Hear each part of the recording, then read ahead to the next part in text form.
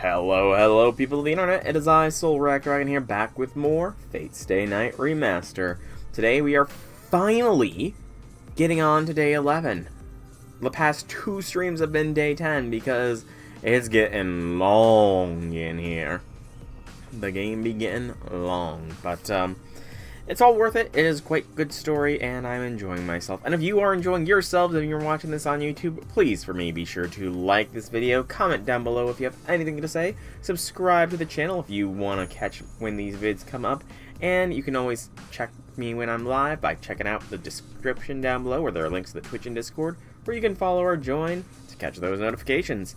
But for now, all that said, I am going to begin the stream. AJ6, I kind of figured when you pop in and out like that, understandable, -3 to Bunny Toria, it will be done, but can't even ask how he thinks as you're dipping out. I hope everything's good.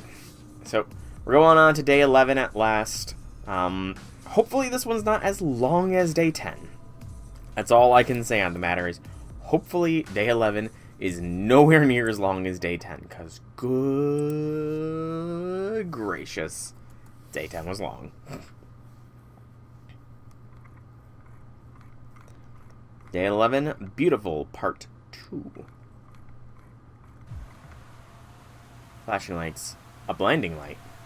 My mind and body are pushed away from the entrance by a powerful headwind. Excuse me. The light is so bright, I can't even perceive its source. Battered by the wind, my body rusts away, bit by bit. How long have I been here? An infinity that isn't even a second, and a moment close to an eternity. Time without time turns years into seconds.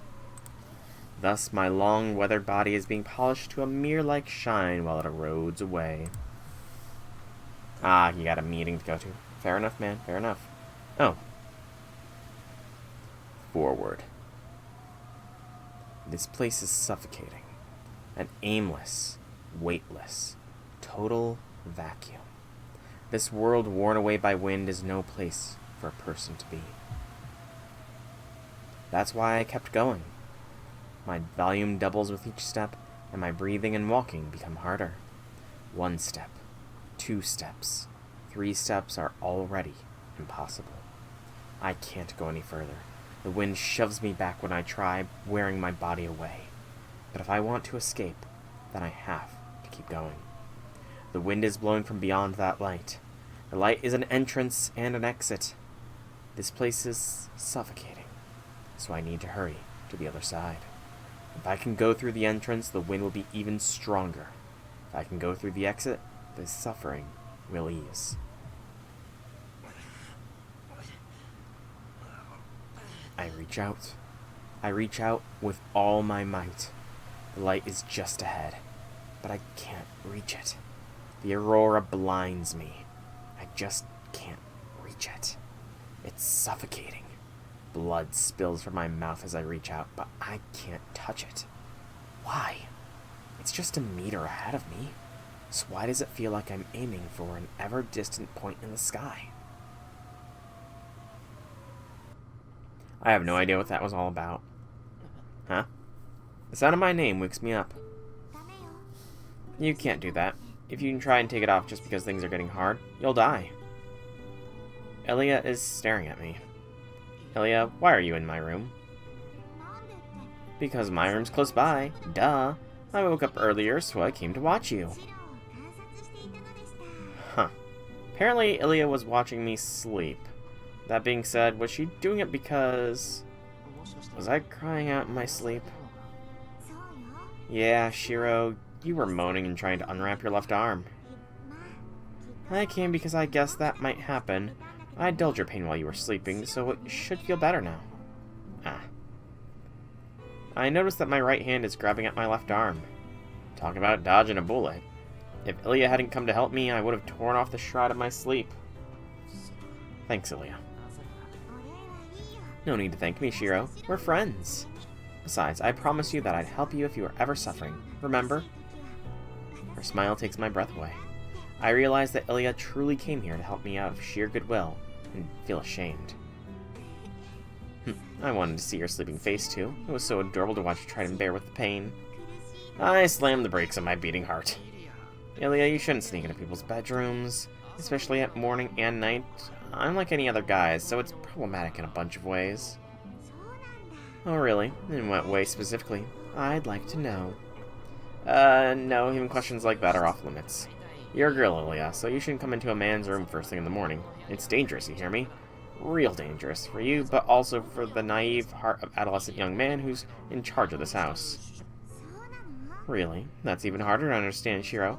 I won't stop unless you tell me exactly how it's inconvenient or dangerous for you. The silver-haired girl gets down on all fours and... See, I'm coming closer. Now tell me how exactly it's a problem that I'm here in the morning, Shiro. She is such a troll.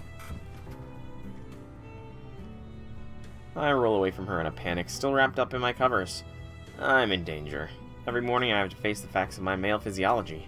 If she comes at me looking like that, I'll be branded in shame as a...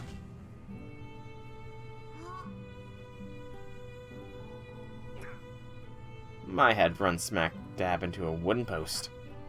Anyway, it's dangerous. I collapse to the floor, making excuses. Right. Sorry, Shiro.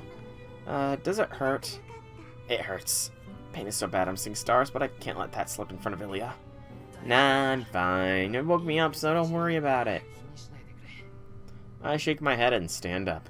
The physical shock is completely tamed by physiological reaction. Okay, it's about time to make breakfast. What do you want to eat, Ilya? Let me know if there's anything you don't like. Wait, you can cook? About as well as anyone else. As for Western food, I can manage pancakes and stuff. Oh, the sparkle. She loves them pancakes.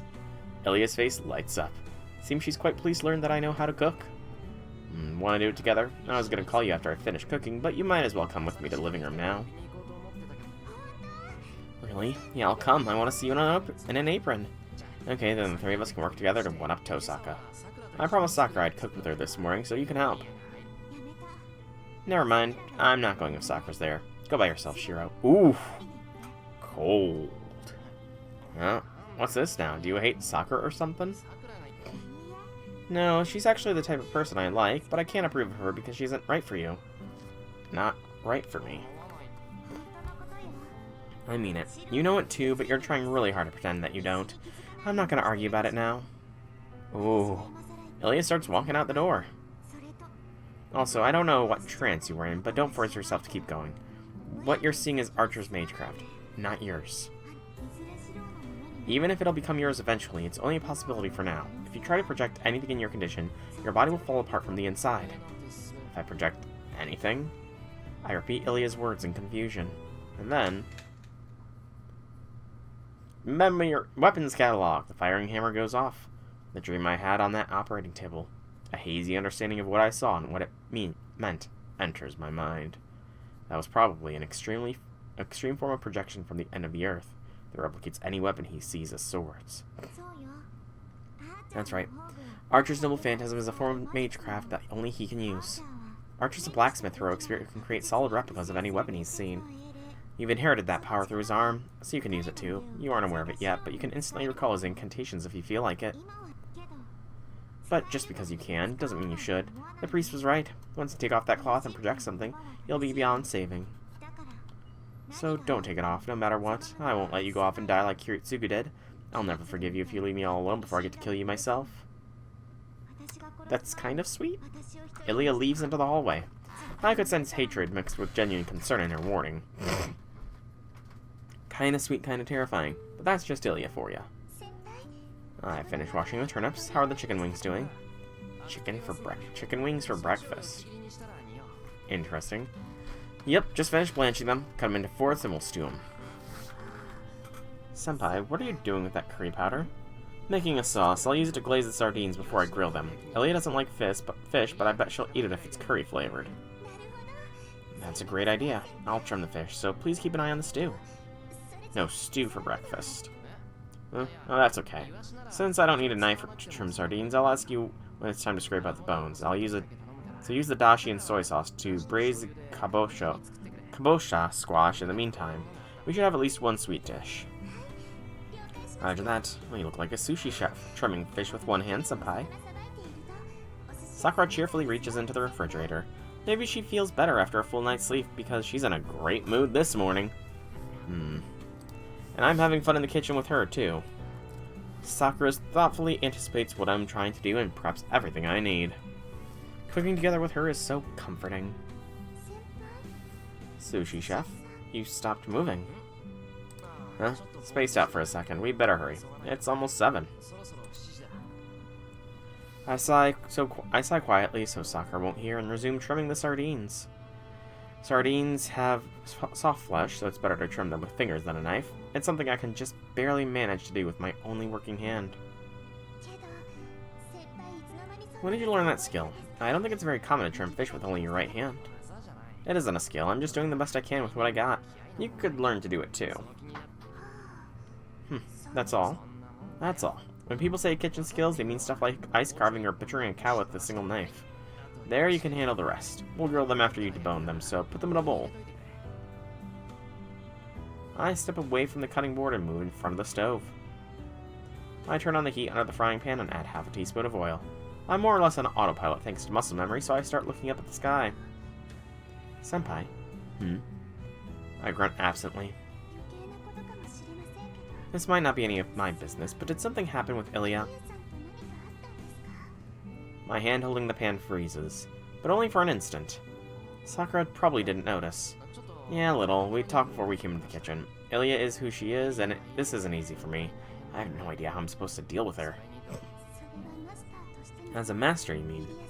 Did Ilya say she's gonna keep fighting or something like that?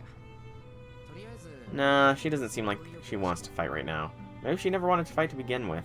She was trying to get the Holy Grail as an FSN Remaster, but she has another goal aside from that. But she lost it long before this war ever started. The person she wanted to see, Kiritsugu Emiya, died 5 years ago.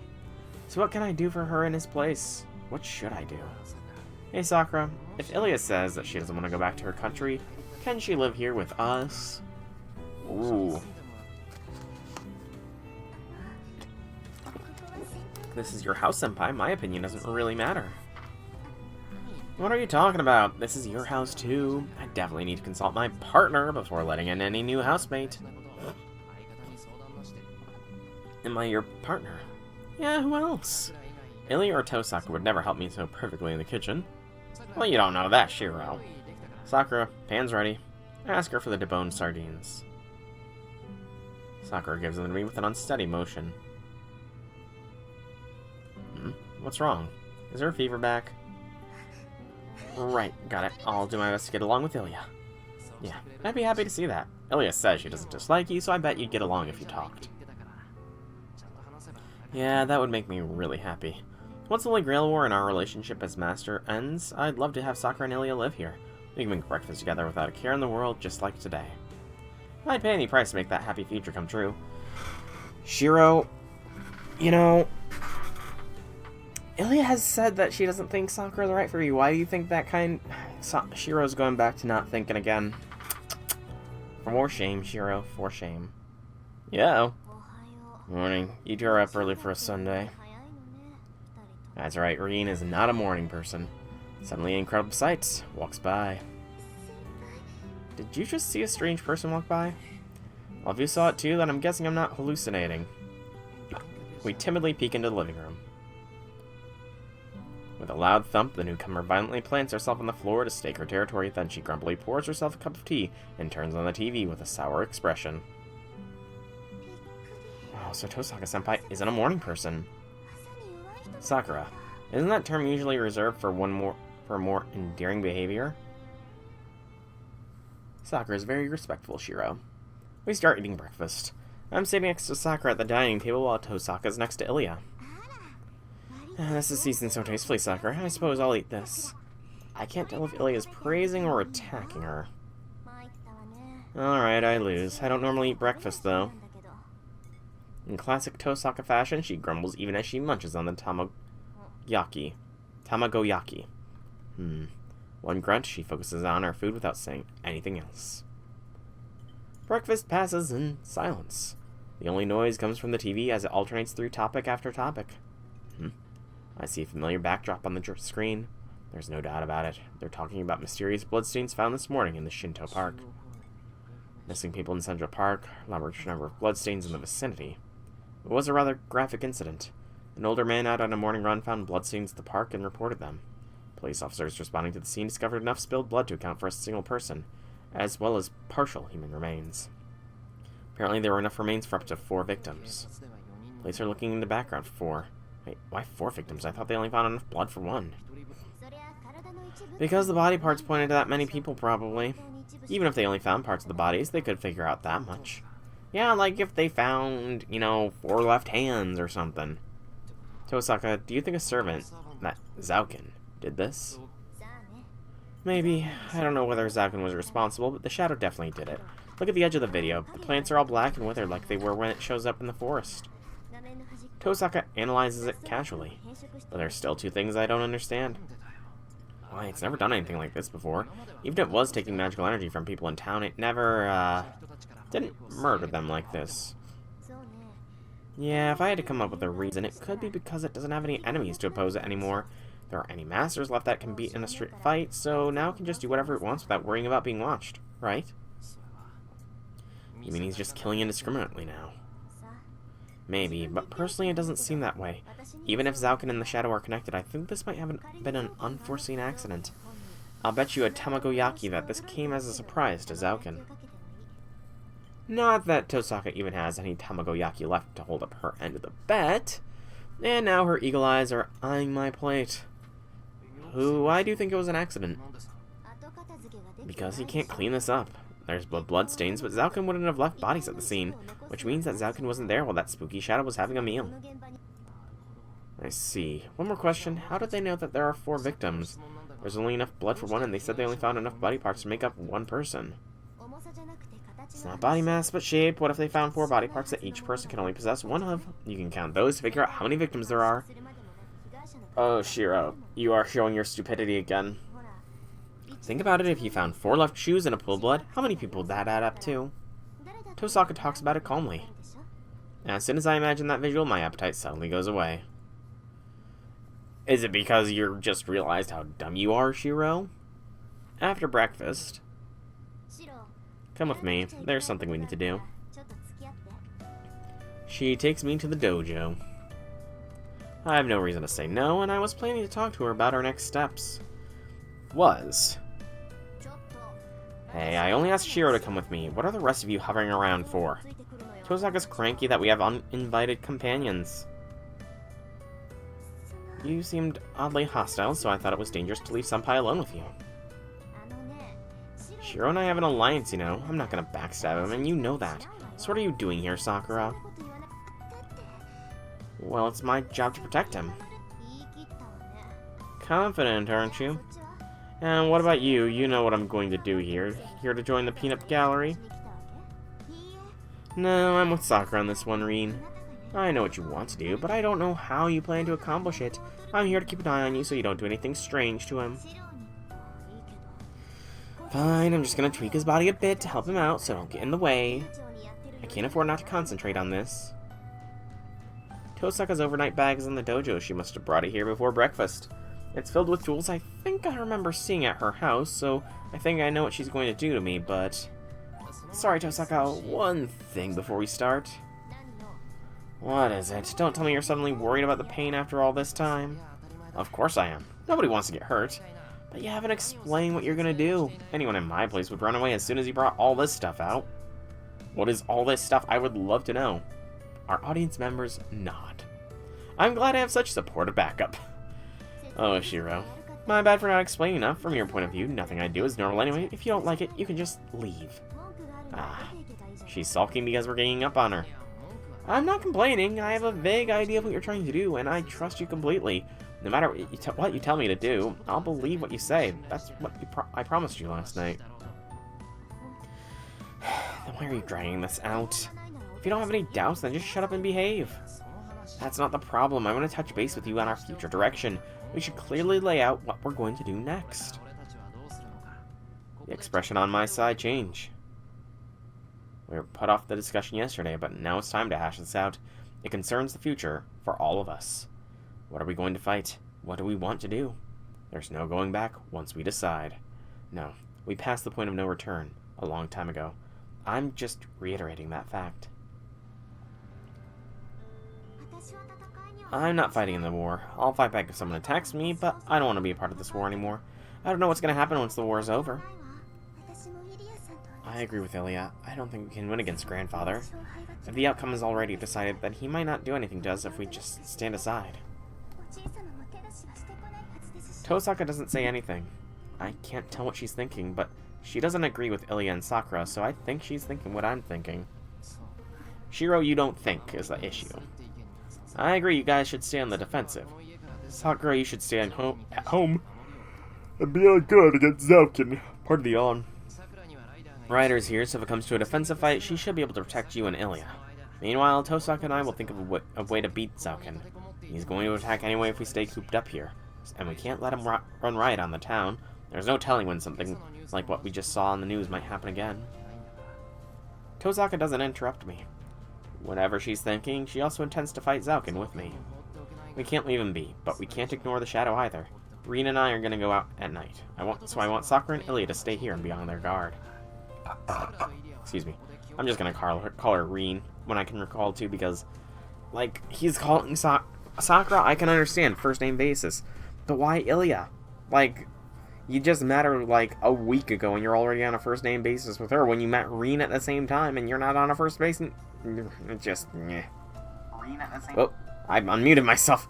I pressed the wrong spacebar. I look around to see if anyone disagrees. But what are you talking about, Senpai? Sakura, did I say something wrong? Tosaka and I are the only ones who can fight, so we have to defeat Zouken. That's crazy. Hang on. You can't even move both your arms. Do you have any idea what you're saying right now? Sakura. I don't understand, Senpai. You're not making any sense. How can you still want to fight after what happened to you? You should know firsthand that this war is too much for you. Why are you being so foolish? I was so relieved when I saw you were too injured to fight. It meant that you wouldn't be in danger anymore, so why? Sakura's trembling. She's sulking, shaking at her own words. I don't know what she's feeling right now. All I can do is answer her question. Sakura, I'm going to win this for you. That's why I have to fight. It's true that I can't overlook what Zouken and the Shadow are doing, but more than that, I want the Holy Grail. Not for anyone else, but for my own selfish wish. That's right. It's for my selfish desire to be on Sakura's side, and no one else's. You're doing this for me. Yeah, if we can remove the crestworms from your body, it'll help you too. It's gonna be okay, Sakura. If I don't have a chance of winning, then I'll make one. I won't fight when there isn't any hope. It's gonna be dangerous, of course. I can't promise I won't get hurt trying. But I'll make sure to come back to you. I said I'd protect you, remember? I can't keep that promise unless I stay by your side. Sakura looks down painfully. It almost seems like she's apologizing to me.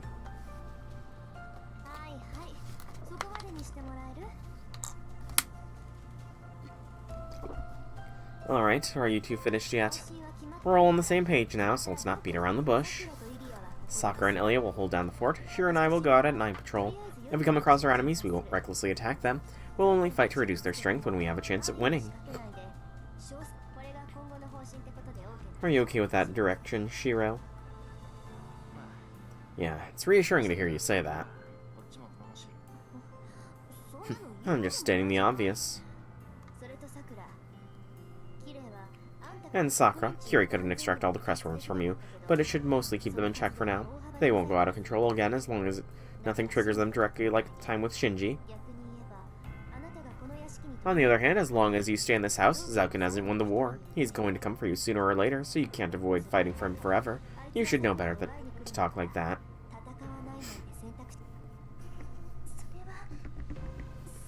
You're right, but Grandfather won't get rough with us as long as... Sakura, stop being such a coward. Zouken isn't your grandfather or your master. Do you really think someone who commits atrocities like that is human? No, I've never once thought of Grandfather as human. Then make up your mind. You need to fight your own battles, just like Shiro and I are going to be fighting out there. If Falcon attacks, you need to escape and survive, no matter what. As long as Ryder's still alive, the Holy Grail isn't complete, and there's still hope for you. She towers over Sakura with the dignity of a big sister. Sakura nods meekly and says that she understands. After that, I ask Tosaka why we're here in the dojo. Yeah, I'll just brush that serious conversation underneath the rug there, Shiro. Just brush it under the rug, no worries. Right, first I need you to strip. This isn't gonna work unless I see exactly how your body has changed. And she gives me an outrageous answer. I mean, Shiro. Not in this timeline, but in another timeline you did it to your bud, Issei. So...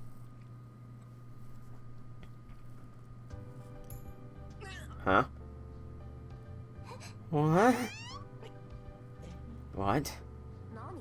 What are you so surprised for, Sakura? Of course I'm surprised. What are you thinking, asking him to strip?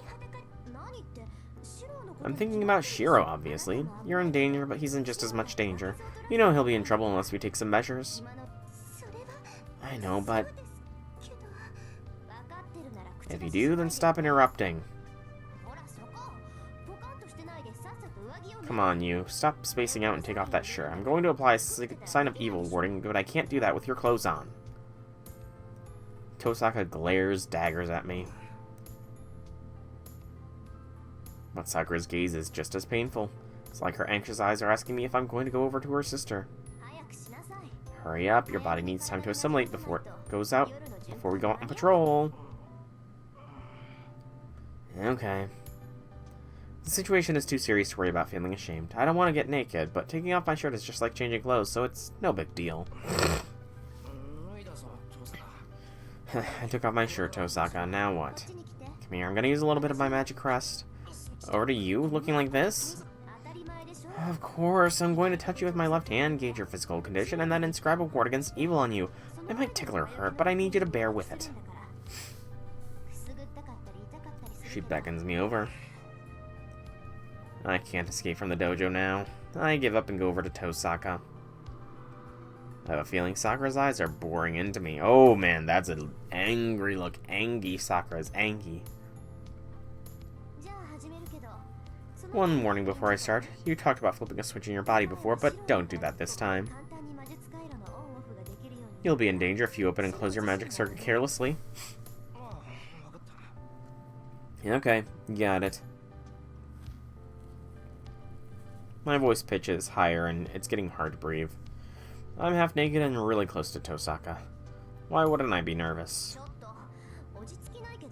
Hey, are you listening to me? I need you to relax. I am listening. I am. Fine then. I'm about to do surgery to suppress your magical energy. Right now you're unstable and Archer's power could backflow into you from his arm at any time. I'm going to insert needles into your left shoulder, throat, and belly button, preventing you from connecting to your left arm unless you really try to.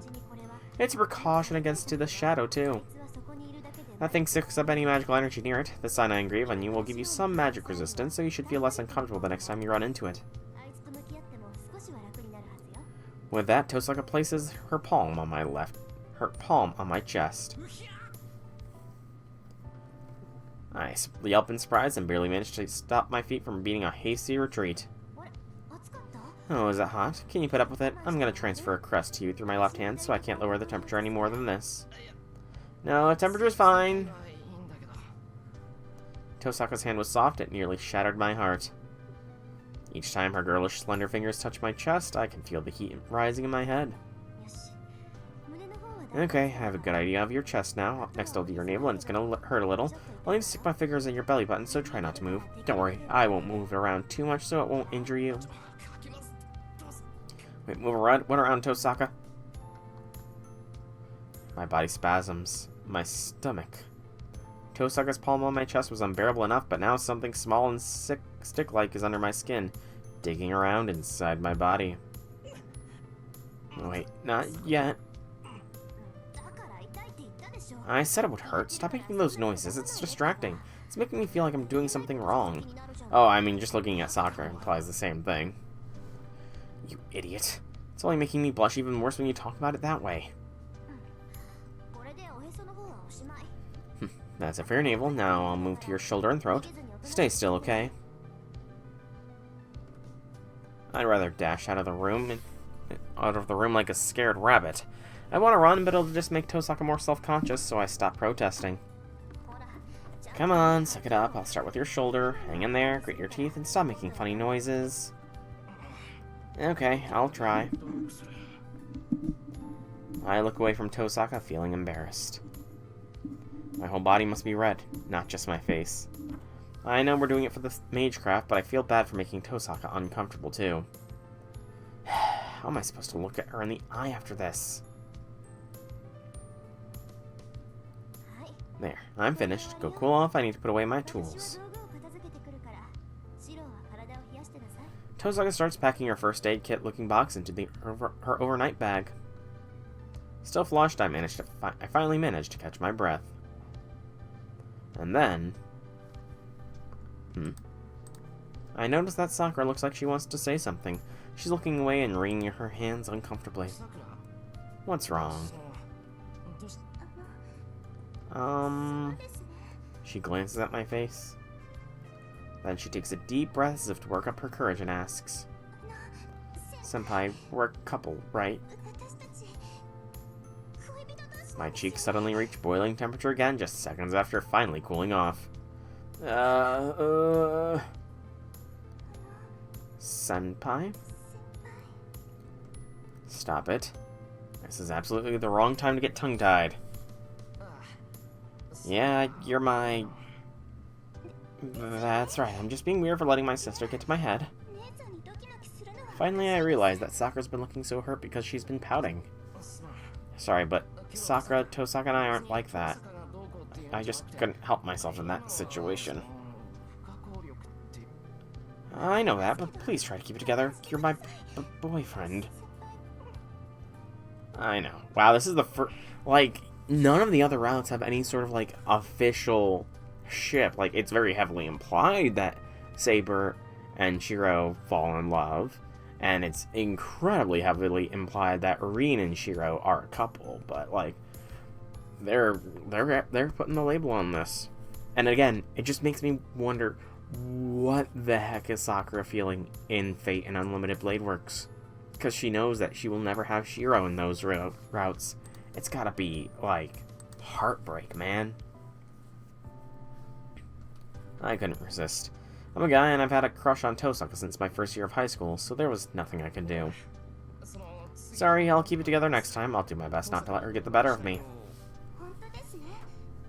Really? I'll get mad if it happens again. I tell her I really will try, feeling apologetic from the bottom of my heart.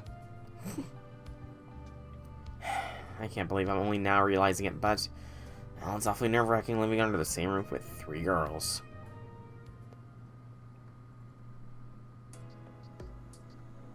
The time is 11:30 a.m.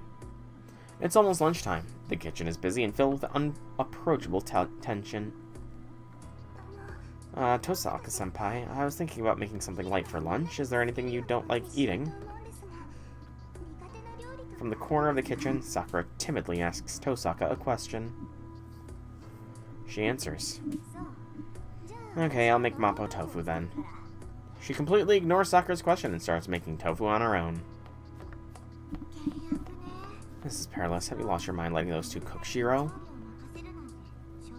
Ilia is sitting upright on a seat cushion. She doesn't sugarcoat her question.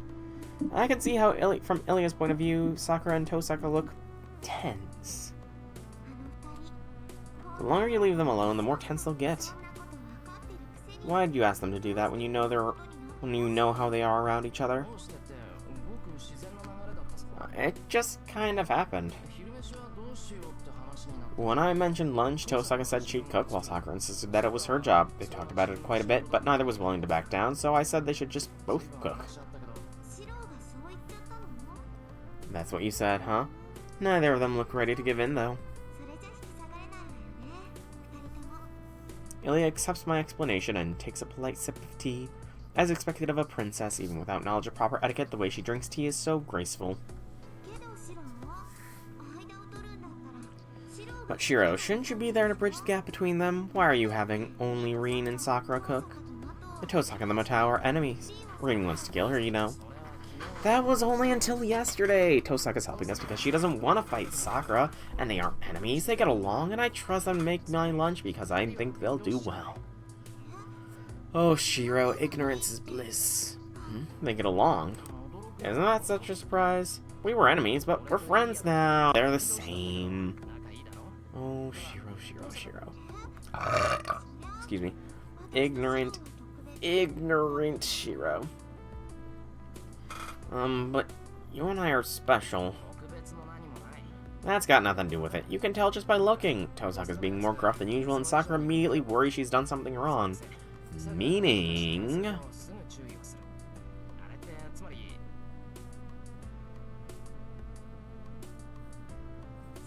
They both care about each other, but she doesn't want Sakura to know that, so she's acting cold and ignoring her. Ah, so Rin's just being her standard tsundere self. Essentially. Yeah, Sakura knows that too, so she's making mistakes that she normally wouldn't. She can't help but worry about Tosaka. That's true, now that you mention it. So what, they're too embarrassed to talk to each other even though they want to be friends? I nod. I don't know how Tosaka feels about it, but I can tell that's how Sakura thinks.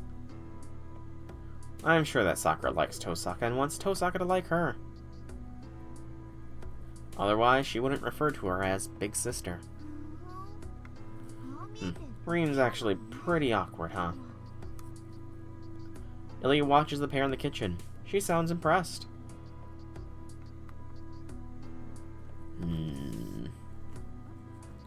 I follow her gaze. They should be about halfway done. Tosaka and Sakura are standing side by side in the kitchen, each cooking whatever they want. Both are silent. One holds a frying pan while the other holds a ladle.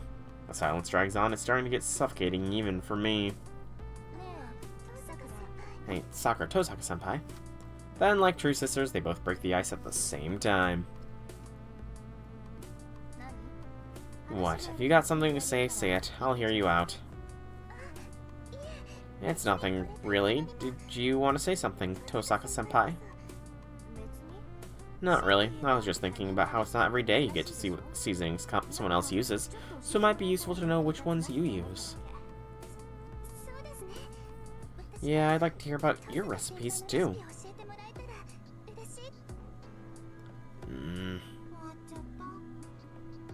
And they're done. For heaven's sake, it's like watching grass grow.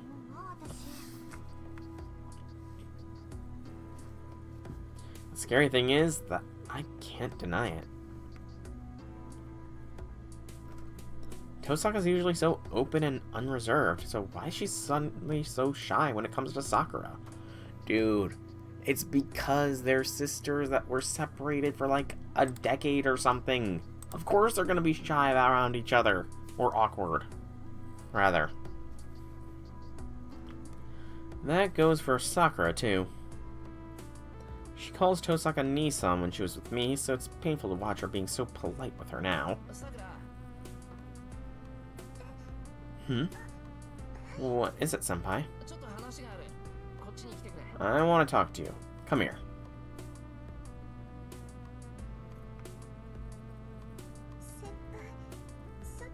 Is something outside? No, the outside has nothing to do with this. I want to tell you a secret. A secret? Is it something you can't tell my sister? Yeah, that's it exactly. I mean, the way you address Tosaka, you don't call her Nissan to her face, right? It's pretty obvious you want to, but you're keeping yourself from saying it. Wait, it's obvious to hear? To her. Oh. I was just supposed to be a leading question, but Sakura's even more bashful than I expected. She's a shy little sister who thinks a lot of her big sister. No, Tosaka hasn't noticed. For some reason, she's really clueless when it comes to you. She might even think you dislike her. It's not true at all. I'd expect her to hate me, but I'm just happy to be around her. I never dreamed we'd get to make lunch together. Yeah, so why don't you just tell her that? Even that thick-headed Tosaka would realize it if you said it to her face. If you do that... Then she'll realize without me telling her that Tosaka wants to get along with her too. Senpai? It's nothing. Anyway, try calling her Nissan. I'm sure just hearing that will make her a completely different person. I see. I'm sure it'll make her uncomfortable. I'm a toe mage, and I can't do anything like she can. I'm sure Tosaka-senpai would be disappointed in how much of a failure I am. Oh, Sakura. Come on, don't bring that baggage into your sisterly relationship. You like Tosaka, and she's your big sister. That's the clearest kind of connection there is. I guarantee that both of you think well of each other. It even makes me a little jealous. Oh, really? Yeah, so try trusting her as your big sister. She trusts you as much as you trust her, so you don't need to be afraid. I'd like you to call her that for her sake, too. For her sake. I don't know what indecision she's grappling with. She puts her hands together like a prayer and looks deep in thought. Then... Okay, I'll do my best. Sure you will, Sakura. I'm sure you will. I return to the living room. Sakura exchanges a look with me, does a quick gesture to pump herself up, and goes back into the kitchen. It's one of those ones. Welcome back. Sakura looked really tense. What happened? No, the rest depends on her courage. I think they'll be fine, though. That's why Sakura in the ordeal call has her little hup to hype herself up. The connections. I plop back down on a seat cushion. Nissan, can I fry this chicken after you're done? Yeah, that's the only step left, so you can... Wait, Sakura, did you just... Yes, then I'll fry the chicken, so please cut that lettuce, Nissan. I'll let you plate the food. Right, sure, but... Conversation becomes stiff. It's even more tense than before, and the duo falls silent again. They watch each other holding their breath. It's weird, isn't it? Heck, it isn't weird. I was just surprised to hear it. So, I don't have a problem with it. You're free to call me what you want, and I will always say Sakura without any honorifics. Plus, you have two senpai here, so it would be less confusing if you called me something else, right? Oh, look at that smile that was on Sakura's face. That was nice. That was nice. Tosaka huffs a reluctant tone and turns away from Sakura. But she's blushing and can't hide the grin on her face. Sakura's probably noticed it too. Their work after that exchange became even more awkward. They both make mistakes and messed up the plating, covering the fried chicken and pepper, turned the mapo tofu into fiery lava, and even forgot to turn on the rice cooker, so the lunch was missing rice. It was a disaster. Still, I could spot Tosaka and Sakura grinning whenever one thought the other wasn't looking. They looked as happy as could be.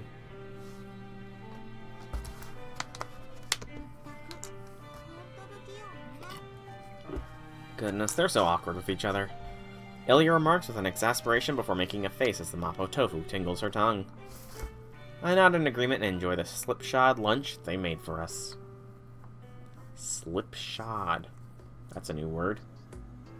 After lunch, I take a break and go back to my room. Tosaka said she had something to do and took Ilya to her room. Ilya's gonna help me come up with a countermeasure against Sauken. It'll take time for your body to adapt to the crest, so take it easy in the afternoon. You'll just be in our way. So, she said, we don't have any way to fight back against Sauken right now. All there is to do is wait for Tosaka to finish whatever she's working on. Sakura goes back to her own bedroom. She had several dizzy spells while we were cleaning up after our lunch. I was relieved when I saw her in good spirits this morning, but she's still suffering a fever. She took our advice to rest in her bedroom and if she felt tired at all. And now I'm alone, looking at my left arm. Isn't that something... I mean, plenty of people do that when they're alone. They just stare at their left arm contemplatingly as if wondering if the secrets to the universe lie within their flesh. I couldn't move it at all before, but now I can slightly bend it at the elbow. Well, that's progress at least. It still feels completely numb, but on the bright side, it doesn't hurt much anymore. If there's any pain, it's mostly from the crest Tosaka transplanted to me. My shoulder, throat, and dantian just below my navel. Each spot feels like one of Frankenstein's monsters' bolts are screwed into it. First, they put someone's left arm on me, now they're holding my body together with bolts. I picture myself as a cyborg from a sci-fi movie. It's an amusing image, but there's nothing funny about my condition. I wanted to check out my arm in the mirror, but I can't even stand up in front of it. It's sometime before 2 p.m. I've got time to kill, so... Ooh. Oh. Oh, no. I reached the limit. Huh. Well, this is an infection choice. I need to... I can't, obviously I cannot delete anything Heaven's Feel related. But... I want to see... I want to make sure I got everything from the beginning. Yes, I got everything from the beginning choices, it looks like, so I can overwrite anything from pre-day 3. Yes, I will be overwriting an existing file. So we're going to go all the way to the bottom. We're going to overwrite the very first save. No, not the very first save. Very first saves are always special. Also, started playing this over a year ago. We'll overwrite the second save.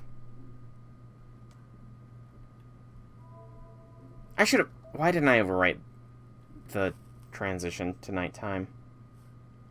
Oh, well. Oh, no. Yeah, did not need to press that. Okay, so... It is a relationship choice here. I'm actually curious. Who do I have points with as far as the route goes? I'm going back to the beginning of the route. Okay, so actually we'll go a little further back. So we get one... So you probably have a heart with Rin and Sakura. So one for both of the sisters. One for Saber, but she doesn't matter because she's kind of gone. We miss an affection choice here. So 1 for everybody, 2 for Sakura, 3 for Sakura, 1 for the others, none there. 4 for Sakura, 1 for Rin, 1 for Ilya. 4 for Sakura, presumably 2 for Ilya, 1 for Rin. So 4 Sakura, 2 Ilya, 2 Rin. 4 Sakura, 3 Rin, 2 Ilya. 5 Sakura, 3 Rin, 2 Ilya. 6 Sakura, 4 Rin, 2 Ilya. 7 Sakura, 3 Ilya. Okay. I'm curious, though. I am legitimately curious. Is Ryder going to have affection associated with her or not? Do it. Speaking of which, I haven't seen Ryder all day. Knowing her, she's keeping watch over Sakura from the shadows nearby. I should say hi to her if she's around. May as well go and see what Ryder is doing. Ryder's nowhere to be found in the house. She has her own bedroom, but there's no sign she's ever used it. I try to think of a location she likes that would also give her a vantage point of Sakura's room. And decide it has to be here. The only place you can hide with no one else around while watching Sakura from a distance is the shed. You in here, Ryder? I call out into the empty shed. I'm standing by. What do you need, Shiro? Ryder appears along with her aura. She must have been in spirit form. Now then, I just came to say hello, but now that we're face to face, I'm getting nervous. Ryder tends to keep people at a distance and doesn't particularly bother me, but as a healthy young man, I'm not sure where to point my eyes when I'm around her. You know, fair enough. I asked you if you had business with me. Oh, I'm not really here for that. I hadn't greeted you today, so I just thought I'd come say good morning. I see, you must be very idle. She replies bluntly. But I expected this much. It's actually easier for me that she's this way. Yeah, I'm free. I was just wandering around since I have nothing to do. Is this where you stand guard over Sakura? Yes, I am her servant. I will not protect you or Rin Tosaka unless she orders me to. Really? Good. That makes me feel better. I sigh in relief. I was worried Sakura might be pushing herself too hard. Thanks, Ryder. Keep taking care of her. I wave and leave the shed. Wait, I have a question. I stop before I return to the yard. What? Not a lot I can tell you. It's a question about you, so I'm sure you can answer. Sure, Amiya. I do not understand your behavior. Why are you relieved that I refuse to protect you? Huh, is that all? Sure, having you be my bodyguard would bring some peace of mind, but I think a man should protect himself. Oh, Shiro. Oh, Shiro, misogynistic Shiro. As for Tozaka, well, whatever happens, I'm sure she'll figure something out. You think you can protect yourself with that body? That just sounds like bluffing to me. It is a bluff. I'm weak in a fight, so bluffing's all I have. If I'm being honest, I'm pretty nervous, but I want you to stay the way you are. If you move, that'll exhaust Sakura, and I don't want her to use any more magical energy. I see. It's true Sakura would suffer if I were to act. Even taking material form places a burden on her, so you don't want to increase my workload unnecessarily. That's right! I want you to only protect Sakura. Though I might ask you to look after Ilya too if I kick the bucket. How self-serving. You would ask me for help in your most trying time even though you know I'm an obstacle? Well, yeah. Is that bad? Ryder doesn't answer. She's staring straight at me through her blindfold. Then I'll make you a deal. If you're ever in a pinch, I promise to help you. Will you help Ilya then? It's a give and take. I cannot answer that. It's likely that if I were ever in dire straits, you would already be dead. Your proposal is not very tempting. Oof, blunt. Shiro got shut down. I guess it wouldn't matter how much if I was dead by the time you're in trouble. Sorry, that was pretty self-serving of me.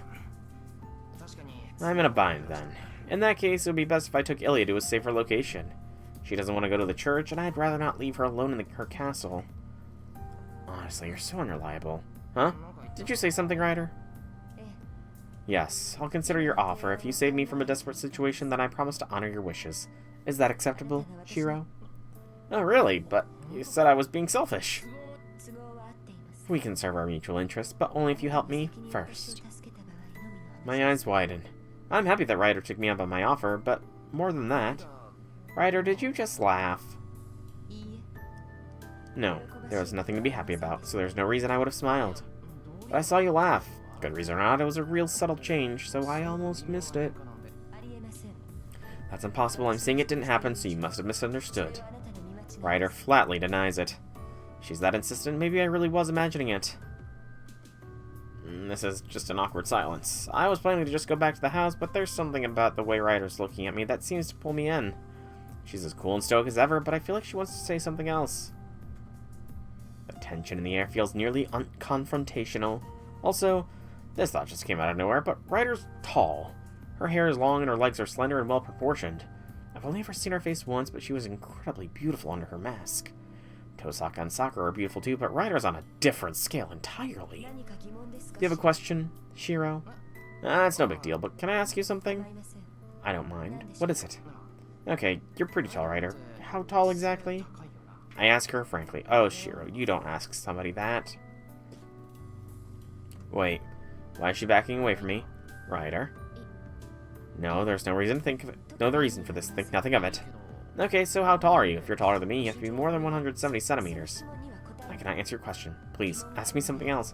Ah, the trauma. Poor Ryder. She has trauma for being as tall as she is. You can't answer? You don't know how tall you are. That's not what I meant. Ask me something else, Shiro. If you repeat that again, it will upset me. I'm clearly making her uncomfortable. Really? If she's this anxious, then maybe. Ryder, are you insecure about...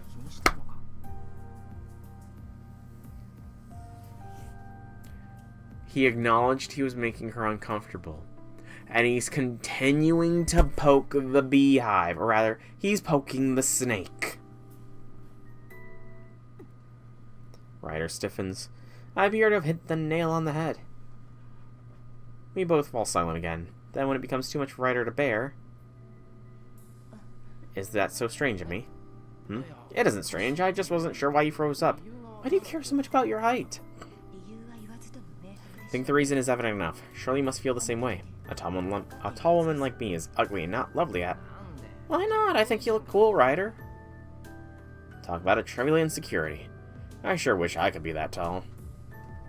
Oh no, there's silence. I'm starting to wonder if I'm interfering with Ryder's guard duty.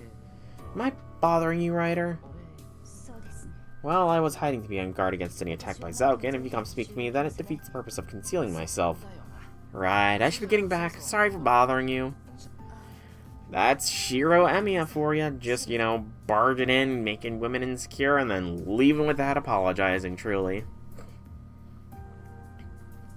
Wait, Shiro. For the second time I stop and turn around. Ryder hesitates and bites her lip. If you are free at the moment, then please look in on Sakura. Her mood changes greatly when you're not around. No. Okay, I'll go right now. She does tend to push herself as soon as I take my eyes off her. I'll make sure she's resting. Ryder's right. The gatehouse is just over there, so I should go look after Sakura. Alright, I forgot the reason I came out to begin with. I turn back to Ryder for the third time. What, Shiro? Good morning, Ryder. I hadn't actually said it yet.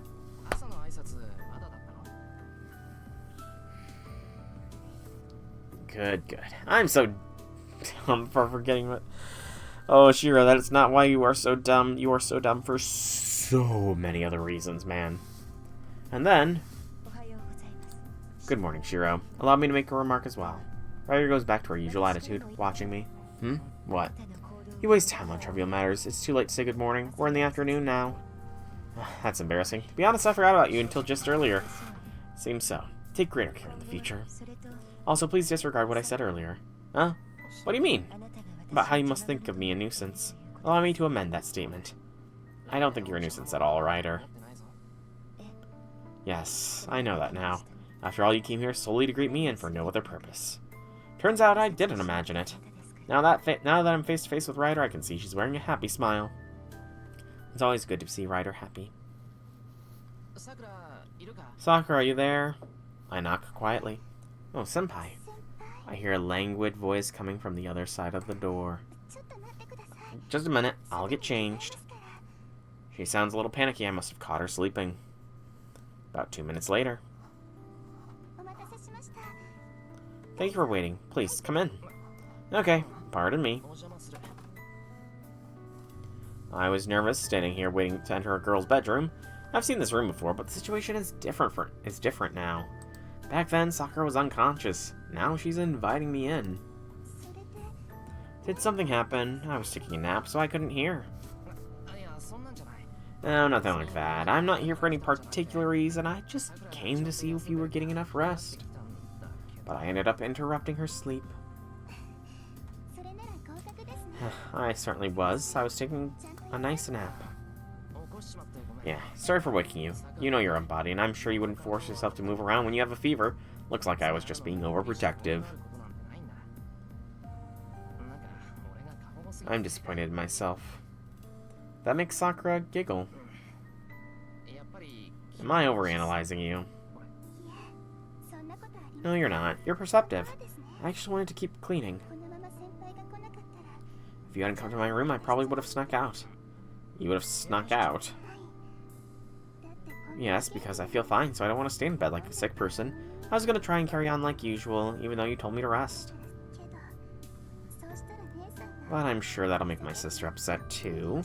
She'd probably say that I would cause even more headaches for her if I collapsed again. That's true. After lunch, I stopped Sakura from cleaning the house. But she wouldn't listen to me. I wasn't sure what to do until Tosaka stepped in. Still, she didn't exactly ask nicely. If you faint again, we'll have to kill you. It was an awfully aggressive way to get her to back down. Yeah, Tosaka was mad. Hey, Janice, welcome to the stream. Happy things. You naturally wake up at 7 a.m. now. Oh, boy. I hope that's a good thing and not a bad thing. I hope that's a good thing. Need a drink of water. Yep, she sure got upset at me. Sakura seems happy about it. I see now. Despite her words, she's happy that Tosaka's worried about her. But make sure you get some rest, alright? Your body's under a lot of strain no matter how you think you feel. If you rest, then Tozak and I can rest easy when we head out. Yeah, but I feel fine. Really, I'm just a little off right now. But I'll be okay tomorrow. It's like the cold I had before, so it'll get better overnight. Silly. I know I interrupted your nap. Go lie back down. You should sleep all you can. I'll come wake you up for dinner, so take it easy until then. But, you haven't missed too much. Just a lot of, sort of, wholesome interactions, for the most part. Including Shiro being very blunt with Ryder about her height. I guess the one big thing you did miss was the fact that I had to overwrite an old save file because there's a limit to how many save files you can make. Can't believe they limit the amount of save files you can have in this. I turn to leave, but I feel Sakura tug on my shirt sleeve. I'll sleep like you said to, but I'd be happy if you stayed here with me. Oh, and I guess I have no idea. I did not count. It doesn't give you. They're not like numbered or anything. But I saved at pretty much every split that was possible, so I'm guessing it's probably like 100, maybe 50. Like somewhere between those two numbers. It's rare for Sakura to ask to be pampered. She usually tries to do everything on her own. Maybe she doesn't want to be a burden on other people. Hey! That's cool. I didn't realize that was a thing. That is pretty cool. I did not realize that was a thing. Huh. And now she's being a little selfish. No, something like this isn't selfish at all, but from her point of view, she's being very indulgent. Shiro, it is totally selfish to want to spend time with your significant other. Oh, that's another thing. Unlike in Unlimited Blade Works, where it's very heavily implied, Sakura and Shiro have confirmed to be each other's significant others. Boyfriend and girlfriend. It's a new feature on the point system. Huh. Interesting. I wonder when they rolled that out. To be fair, it must have only just because I hit 200 subs that I got access to the community feature on YouTube. That's why there was the sudden post. It's because I suddenly got a notification. You can now start your own community thing, blah, blah, blah. So I was like, yeah, may as well say something. That's why she looks so timid as she asks me. I'm willing to do anything she asks, but something like this hardly counts as a favor at all. Sure, I'll stay a little longer. I agree, suppressing the urge to hug her. Yay, that'll make some tea. I have some Chinese tea I was saving for special occasions. She turns to the bedroom door. Wait, I'll brew the tea. You stay in bed. It would defeat the whole point of this if you went out there. You're right. That was silly of me. Sakura happily gets back into bed. As I walk out, I gave her a gentle pat on the head and went to make tea. Do people like getting pat on the head? I've never experienced it myself, so I don't know. Still, though, this is more mentally exhausting than expected. Sakura and I are alone. I mean it, though. I've always known that you like my sister. You look so excited whenever she's around. Nothing she's saying is entering my brain. If I look at her the wrong way, I won't be able to hold myself back. Shiro. Like... seriously, Shiro. Are you down that bad, man? Like, good gracious. Oh my god. That is not an excuse. Oh my goodness, that is not an excuse, Shiro. Man. Are we sure Shiro's a hero here? Because heroes don't think like that. People like getting pat on the head? Well, that's good to know. That is good to know. When I think back to the other night, I immediately want to scoop her up in my arms. I'm not charming at all compared to her. It seems like you're fond of Ilya, too. And Shiro, seriously, dude, you're like... he's so lost in his own thoughts, he's not even listening to Sakura's concerns. Shiro is so self-absorbed, man. Do you dislike shy girls? I take a deep breath and steady myself. I shouldn't do anything too extreme while Sakura's in the state, though I suppose that would help her. So this isn't a bad thing. It isn't bad, but... Alright, Tozaka and Ilya are right next door. If we do anything here, they'll know. I'm not ready for the scornful way they'll look at me the next time we're in the living room. Oh, shit. Sakura, did I do something to make you upset?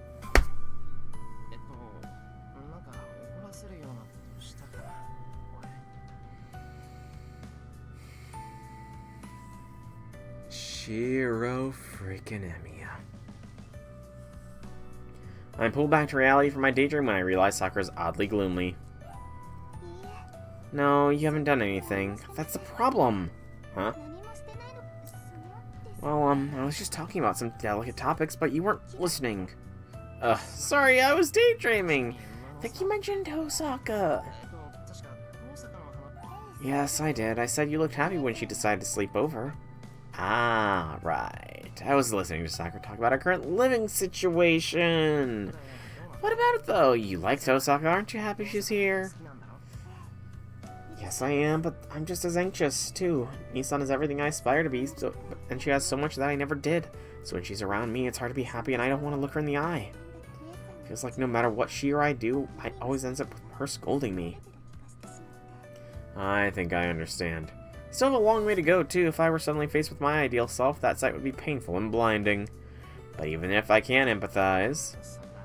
Sakura, you want to be like Tosaka? I ask her warily. It's the kind of question that would spur Tosaka to knock me out in one punch if she was here. Partly on. Yes, I've always wanted to be like her. As a girl, I mean. Not a mage. She can do anything, and she's always so gallant. I want to be as dashing as she is. She talks about Tosaka cheerfully. I have mixed feelings about that, but I agree that Tosaka is pretty cool. In fact, I find the way she owns all her words and actions to be very handsome. I see, but you haven't really talked to her until now because of that deal the Mato and Tosaka have. You sure know a lot about her, despite that. I mean, how could I not contain my curiosity? Neither of us remember much about our childhood days together. It was a long time ago. All I really knew was the fact that we're biological sisters. But I fixated on it and watched her from afar. I couldn't talk to her, but I heard a lot of rumors about Tosaka-senpai 1 year above me. I mean that stuff about her being a flawless honor student. She's pretty famous at that school now that you mention it. Yeah, so isn't that I couldn't meet her?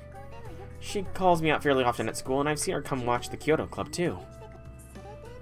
And every time I would think it's enough to know that she's watching me, and just knowing she cares makes me happy. I knew that if I had wished for anything beyond that, she'd end up hating me. Why would she despise you? My magecraft is different from my sister's. Magecraft isn't generally limited to a specific purpose, right? That's a cold Sakura look there. Even your magecraft creates phenomena to serve various needs. I don't think it was created for a specific, limited purpose. Yeah, it's only so much I can do, but I can choose how to use the things I strengthen. That's not how the Mato magecraft works. The Mato arts are only useful for taking things away from other people. They don't have any other use. All they do is cause people pain without showing them how to be happy again. I can't answer that. After all, I don't know what kind of magecraft the Mato taught Sakura. She's ashamed because she feels like she learned magecraft for nefarious purposes. So the rift between Sakura and Rin stems from the magical differences between their families. The more Sakura despises the magecraft she was taught, the worse her guilty consciousness gets. Do you dislike your magecraft, Sakura? Senpai, that's like asking a person if they dislike breathing. I don't like or dislike it, but I can't live without it.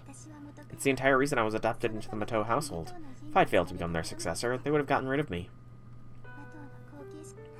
Oh, please don't look at me that way. My education was difficult, but it isn't as bad as you think it was. It was worse! Besides, it wasn't as hard as yours. I can handle getting hurt by others, but I'm afraid of hurting myself. I want to live, so I can't do things that go against that desire. I've come to terms with the fact that I'll die eventually, but the thought of dying at my own hands is terrifying. But you do both of those things. I've seen the kind of training you do at night. I only looked once, okay? I came back to get something I forgot at the house when I heard something in the shed, so I went to look. She dips her head apologetically, but her apology is just making me uneasy. You don't have to apologize. I was careless, and I should have realized you were there. I'm a failure of a mage for not paying more attention to my surroundings. You're a failure of a mage for so many reasons, man. It was... Probably gone. When that happened anyway? Was it after you started coming over? I sure hope it was. I've made a fair bit of progress, even if it was at a snail's pace. If it happened recently and I still couldn't notice her presence, then it would mean I haven't grown at all since my early days. It was around summer last year. Miss Fujimura brought watermelons home that day. Oh, good. I sigh in relief. I was half a year ago. That's an excuse I can make. So what'd you think when you saw it? That's the first time someone other than Kiritsugu saw me practicing magecraft. I did a few examples in front of Reen the other day, but that was a lot different from my training in the shed. In that sense, hearing Sakura's opinion would be like having a teacher giving me feedback after an exam. She's a Matou mage too, so maybe she'll give me a good score. I'd like to exercise my right to silence. I'm not my sister, but if I were to assign you a test score, you wouldn't like it. Not bad, huh? There would be red marks all over your answer sheet. Wow, Shiro, you suck. Man, sometimes you're more like your sister than you think, Sakura. But Senpai, that was the only time I saw you, which is to say, it isn't that I wanted to stop watching you, but it scared me so badly I couldn't bear to watch again. You were too scared to watch. Yes, and I wanted to stop you so many times. The way you train isn't normal. It was like you were stabbing yourself in the throat. That isn't a metaphor, it's what it actually looked like. That's how dangerous your training seemed to me. I know what she's trying to say. Every time I manifest my magic circuits, I flirt with death. If my focus slips so much as a millimeter while I'm wrapping my consciousness around my innards, I could end up blasting them out of my body. But that isn't the price isn't that a price every mage has to pay? No, just you, Shiro, because you are a dumbass. My old man said death would always walk at my side. Yeah, it's what I heard other mages are supposed to do, but maybe I'm doing it in a really risky way because I'm too inexperienced. That's not what I mean. It isn't about your skill level or experience. To begin with, the fact that you can use magecraft at all, even though it isn't in your nature, is what makes you different. Magecraft isn't something you use, but something you teach your body. No normal mage would manifest magic circuits every time they want to use magecraft. Huh? I'm talking about the final outcome. Every night you've been killing yourself. Nobody's forcing you, and you aren't even doing it for your own sake. You just stubbornly stuck to that routine all by yourself. I don't think even my sister could bring herself to do that. When you make up your mind, you stick to your decision until the very end, whether it's good or evil. That's why I think you're the strongest person among us. Wait. It's incredibly embarrassing to hear you say that with a straight face, Sakura. Flattery will get you nowhere, stupid. Tosaka's definitely stronger than me. I don't know what kind of mage you are, but you're the Matou hair and you have Rider. Again, partly on. No, you're strong, Senpai, not because of your magic circuits or your magic affinity, but because you have a pure heart. He is not pure at all. I've known ever since we met. I know that you'll never betray anyone or anything. When she says it that seriously, I can't protest.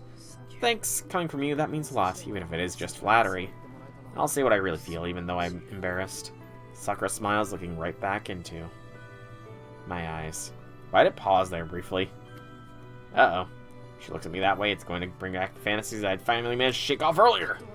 I should be getting back. You sleep alright? And there's still tonight, so you should rest while you can.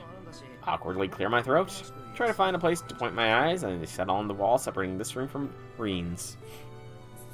Right, it's still early, and Nissan's next door.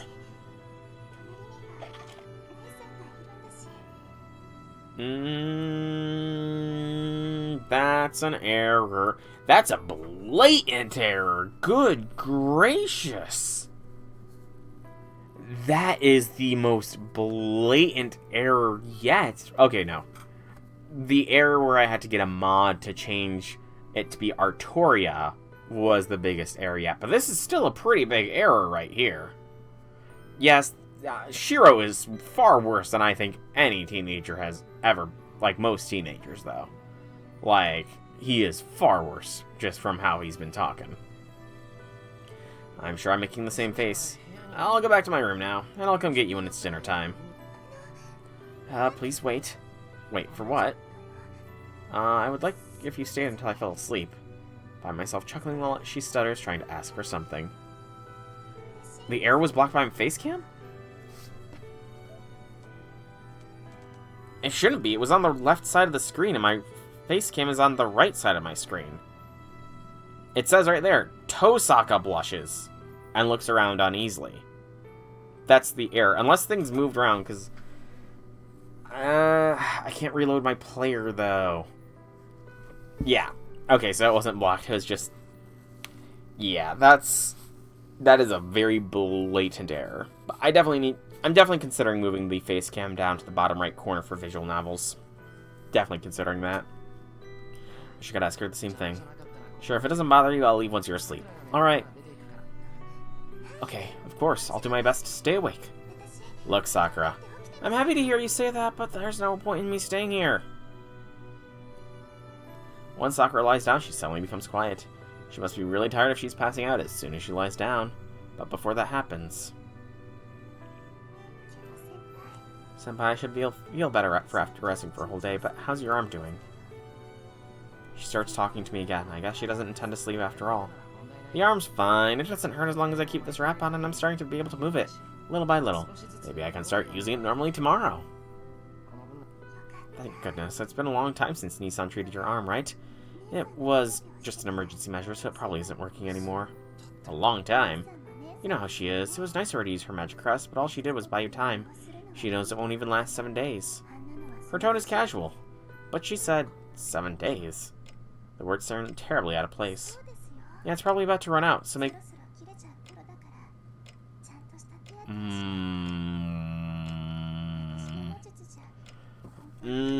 that's...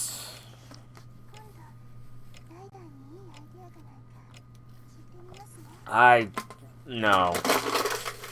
No, I don't like that. No, like, I do not... The thought of losing your memory like that, of having those gaps, it's just... That is a legit, like... Oh gosh, no. Sort of thing. To think 7 days have passed, damn. Sakura's in terrible conditions. It's probably about to run out, so make sure you ask her to follow up. I can't help you with a Matome mage craft, but Ryder might have some good ideas. She starts to doze off as she talks. I can't think of anything to say. All I can do is convince myself she made a mistake because she's falling asleep. You still there, Senpai?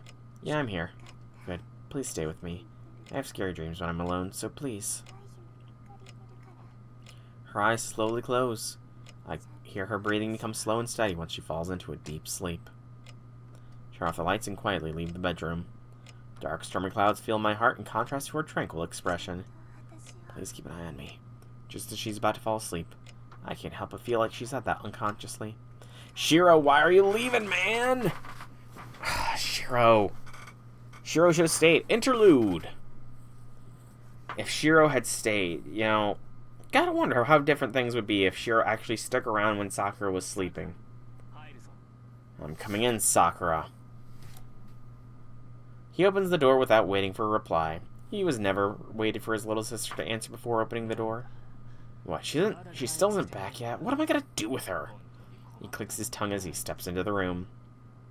Shinji paces around his sister's room like a blind dog running his nails along the walls. Sakura, are you in the basement today too? What are you doing down there without me? Nobody answers his repeated questions. There's no one else in the room. His sister hasn't been back home for the last few days. Shinji keeps pacing around the room even though he knows full well its resident isn't here. I hope it is not. You're always like that. You're seriously always like that. He picks up a clock and throws it. Methinks Shinji has some slight anger problems. The sound of the glass breaking irritates him more than he expected. Where'd she go, keeping secrets from her big brother? He keeps throwing things as if spitting out his anger. That's how this always goes. It's how he compensated on a regular basis for the last few years. It's the greatest act of resistance he can do to forgive himself and his sister, ever since learning the truth 3 years ago. When he was born, the Matau bloodline had already outlived its purpose. Their noble line lost its power, and the Matau were reduced to ordinary people. Their only special assets were their knowledge. A once great lineage of arcane scholars met its obscure end at the Orient. He was told those facts even as a child. He was taught the Matau were special, a clan entrusted with miracles. There were no Matau left who could use magecraft, and they would have to live in society as normal people from now on. But he didn't think so. It's true that without magic circuits, or whatever they were called, he couldn't perform magecraft on his own. He knew that the mages died out with his father's generation, and that he wasn't qualified to inherit the Matau name. But the Matau saw a record of their miracles. Only their bloodline was over, they still had their wealth of knowledge. To the boy, that was enough to make him special. He wasn't like other people. The Mato were a chosen people. Their worth hadn't diminished just because they lost their magical power and stopped being mages. He was proud to be a part of that special family and would live an exceptional life. He might be lacking as a mage, but he was born into a chosen family. That was for sure. One day a new child came into their fold. His father said the girl had no next of kin, so they would be adopting her. It was more than 10 years ago. From that day forward, the girl named Sakura became his little sister. At first, he didn't like her. He didn't want someone foreign element to come into their special family. But as the days passed, he began to approve of her. She was quiet, plain, and little better than a guard dog. Trying to be hostile toward her was a waste of time, so he began to dote on her stupidity to an extent. He buried himself in books, learned arcane arts he couldn't perform, and thought of himself as the Mato heir. Only he was allowed into the Mato library. His sister was adopted and she would never be chosen as the heir, so she had no right to look at those books. Surely she would live with the rest of her life as a normal person unaware of the Mato's remaining precious knowledge. That notion satisfied his arrogance. Each mage family only had one successor. He knew that, so he never had any doubts that his sister would be cast off and raised separately. Only one of them could learn magecraft, so it was natural he didn't see her around much. That's right. In fact, he pitied her. They lived in the same house and had the same parents, yet only he was considered special. He felt sorry for his sister who wasn't chosen. His haughty attitude was the compassion of one who's superior, and of course a source of his self-esteem as a reliable big brother. So the brother pitied his sister and treated her with affection. His sister never looked him in the eye. He figured she felt ashamed of herself, so he doted on his helpless little sister, until the day he learned the truth.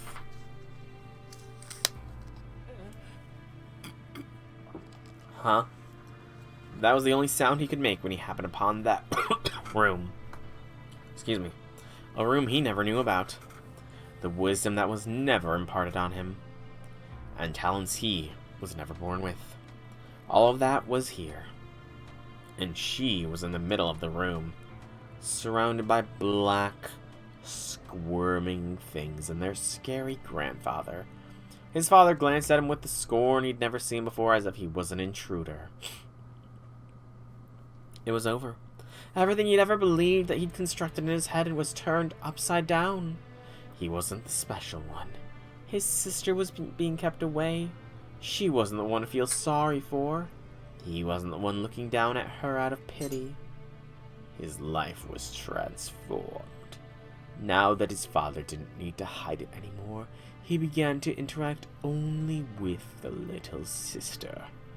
His little sister still wouldn't say anything. She just kept staring at the floor like always, with that same attitude that seemed like she wanted to escape his gaze. She said, "I'm sorry, big brother." She said it with the same sympathy he once directed at her. If the game's gonna laugh for me, I will let the game laugh.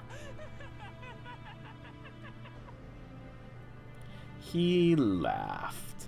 He gawked like there was no tomorrow. It was so hilarious. He wanted to break everything.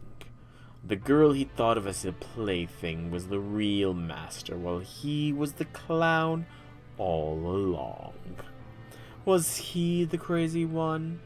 Or her? Probably both. His life shattered. He went back to the house and realized something. True, props to anyone who can pull off a hysterical laughter on cue. It wasn't as if the world suddenly got turned around. His environment was always this way. The only one who had it backwards, who misunderstood, was himself. He realized how wretched he was. He had it wrong from the beginning. The next 3 years were nothing but pain for him. His father died, and his grandfather only paid attention to his sister. Shinji Mato was no different from the heir inside the mansion. He was treated like it didn't matter whether he was there or not, and in fact, that's all he was worth. And she sympathized with him. She said sorry. She didn't necessarily say it aloud, but she apologized every time they saw each other. She apologized for taking Shinji's place. What are you apologizing for? She should have just ignored him. Then he would have lost his dignity and wouldn't feel any hope. Sakura would apologize. That only made him feel like there was no outlet for everything he was feeling.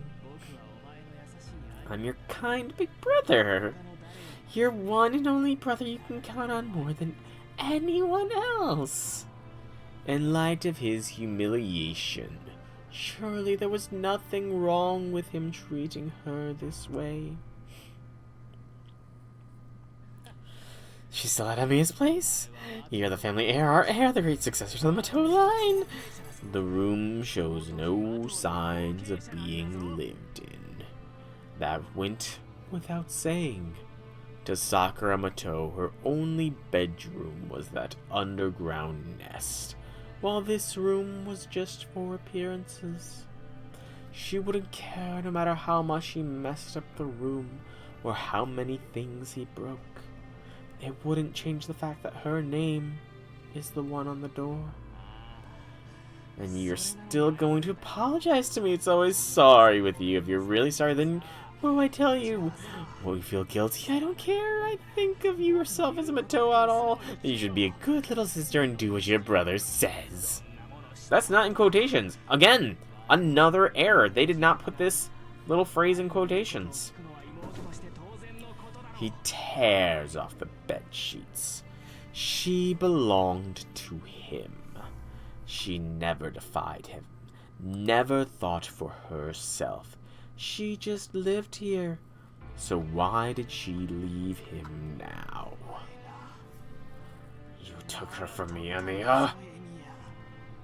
That was a miscalculation on his part. He knew that she was attracted to Shiro Emiya. Before they met, she never had any interests, but she started to think like a human being once she met Shiro Emiya. Excuse me. Then she gradually recovered her personality until she left Shinji. After all the trouble he went through to act like a nice older brother, how could she go with that stranger Shiro Emiya and not him? I told them so, I said she shouldn't go to his house, but that geezer said some crap about keeping an eye on the Emiyas. Their grandfather never made any effort to bring Sakura home after giving the order. He just said to let her be and warned Shinji to restrain himself. Just you watch, I'll be back with some. I'll rip you apart while Sakura watches. That's right. If Sakura's going to leave him, then he just forced her back into their old relationship. If she was going to leave the Mato family for him, then we can go just back to being the way we used to be. He cackles. His reflection in the cloudy window is as ghastly as a skull. He cuckoo. Shinji, a little cuckoo.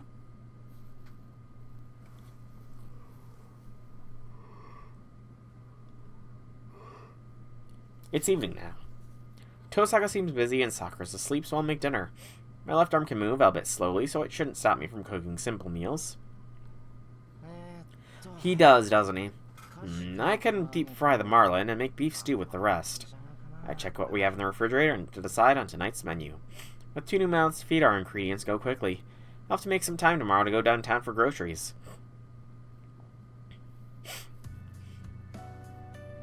Thanks for the meal. Everyone seems excited to see that dinner's ready and waiting for them in the living room. I wonder where Ryder is, but she likely has her reasons for being absent. Her priority is to protect Sakura. Maybe she doesn't want to have too much contact with Tosaka, who could become an enemy. I hope Ryder comes down to eat later. If she doesn't come over, I'll pack a meal and bring it to her later. She doesn't seem to like being around other people, so she's probably in the shed or in the dojo. Huh, so this is what you're good at making. Does Sakura specialize in Western while you do Japanese? Tosaka looks at me with surprise as she munches on the fried fish. I fried the marlin fillets golden brown and made an elegant soy sauce marinade that brings out the fragrance of ginger. Reen seems fond of it. I like this one. I love that you're so good at cooking, Shiro. Next to her, Ilya's enjoying a mouthful of savory sweet beef stew. It's too bad I didn't have any potatoes on hand, but I'm glad she likes it. The potatoes, they all disappeared with Saber. It makes sense. Saber's connected to Gawain. Gawain is the bringer of potatoes, so without Saber around, there is no Gawain bringing the potatoes. But Sakura's holding her chopsticks looking confused. Sakura, what's wrong? You don't have an appetite? I do, but Senpai, did you put sugar in the stew? It tastes strange. Huh? Did I really make such a rookie mistake with beef stew of all things? Crap, hang on. I taste the beef stew from the pot in the middle of the table. That's odd. This is how I always season it. Sakura, what's strange about it? Did you maybe mix up sugar and salt? I can't taste the sweetness at all. Really? Isn't it supposed to taste like this? Unless there's some secret ingredient that makes this one different from the rest? I don't think I could make it as good as this. I have no idea. I did nothing. I have no idea who that is. But of course they existed back in Saber's time. Mashed potatoes were Gawain's specialty.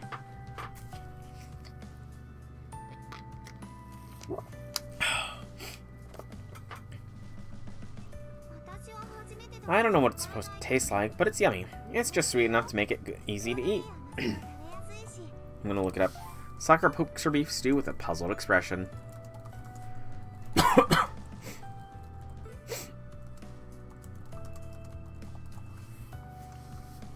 She takes one bite and a second. Then a third.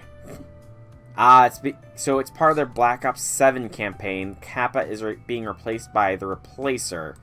Kappa will return at around 10 a.m. Pacific time, Saturday,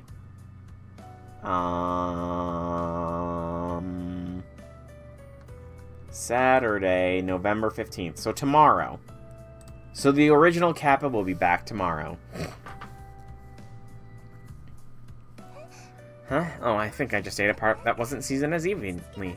Sorry for being weird. Your cooking tastes good, Senpai. Yeah, Call of Duty campaign. She laughs and resumes eating.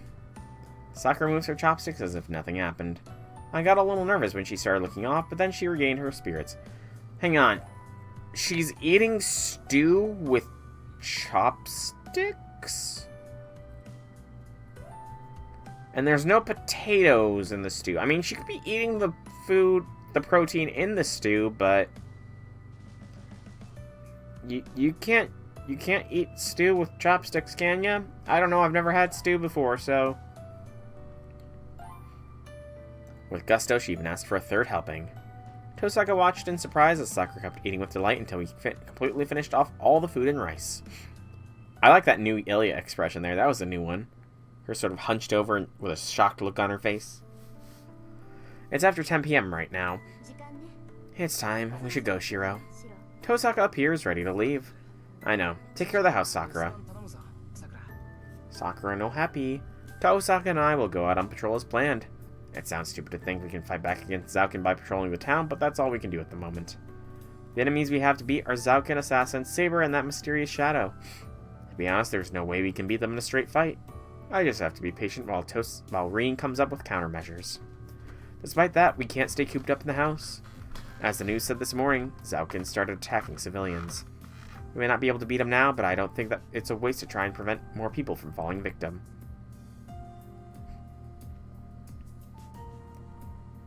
Dot dot dot dot dot dot dot dot. I put on my shoes without saying anything. Both of us know how dangerous it is to go out at night.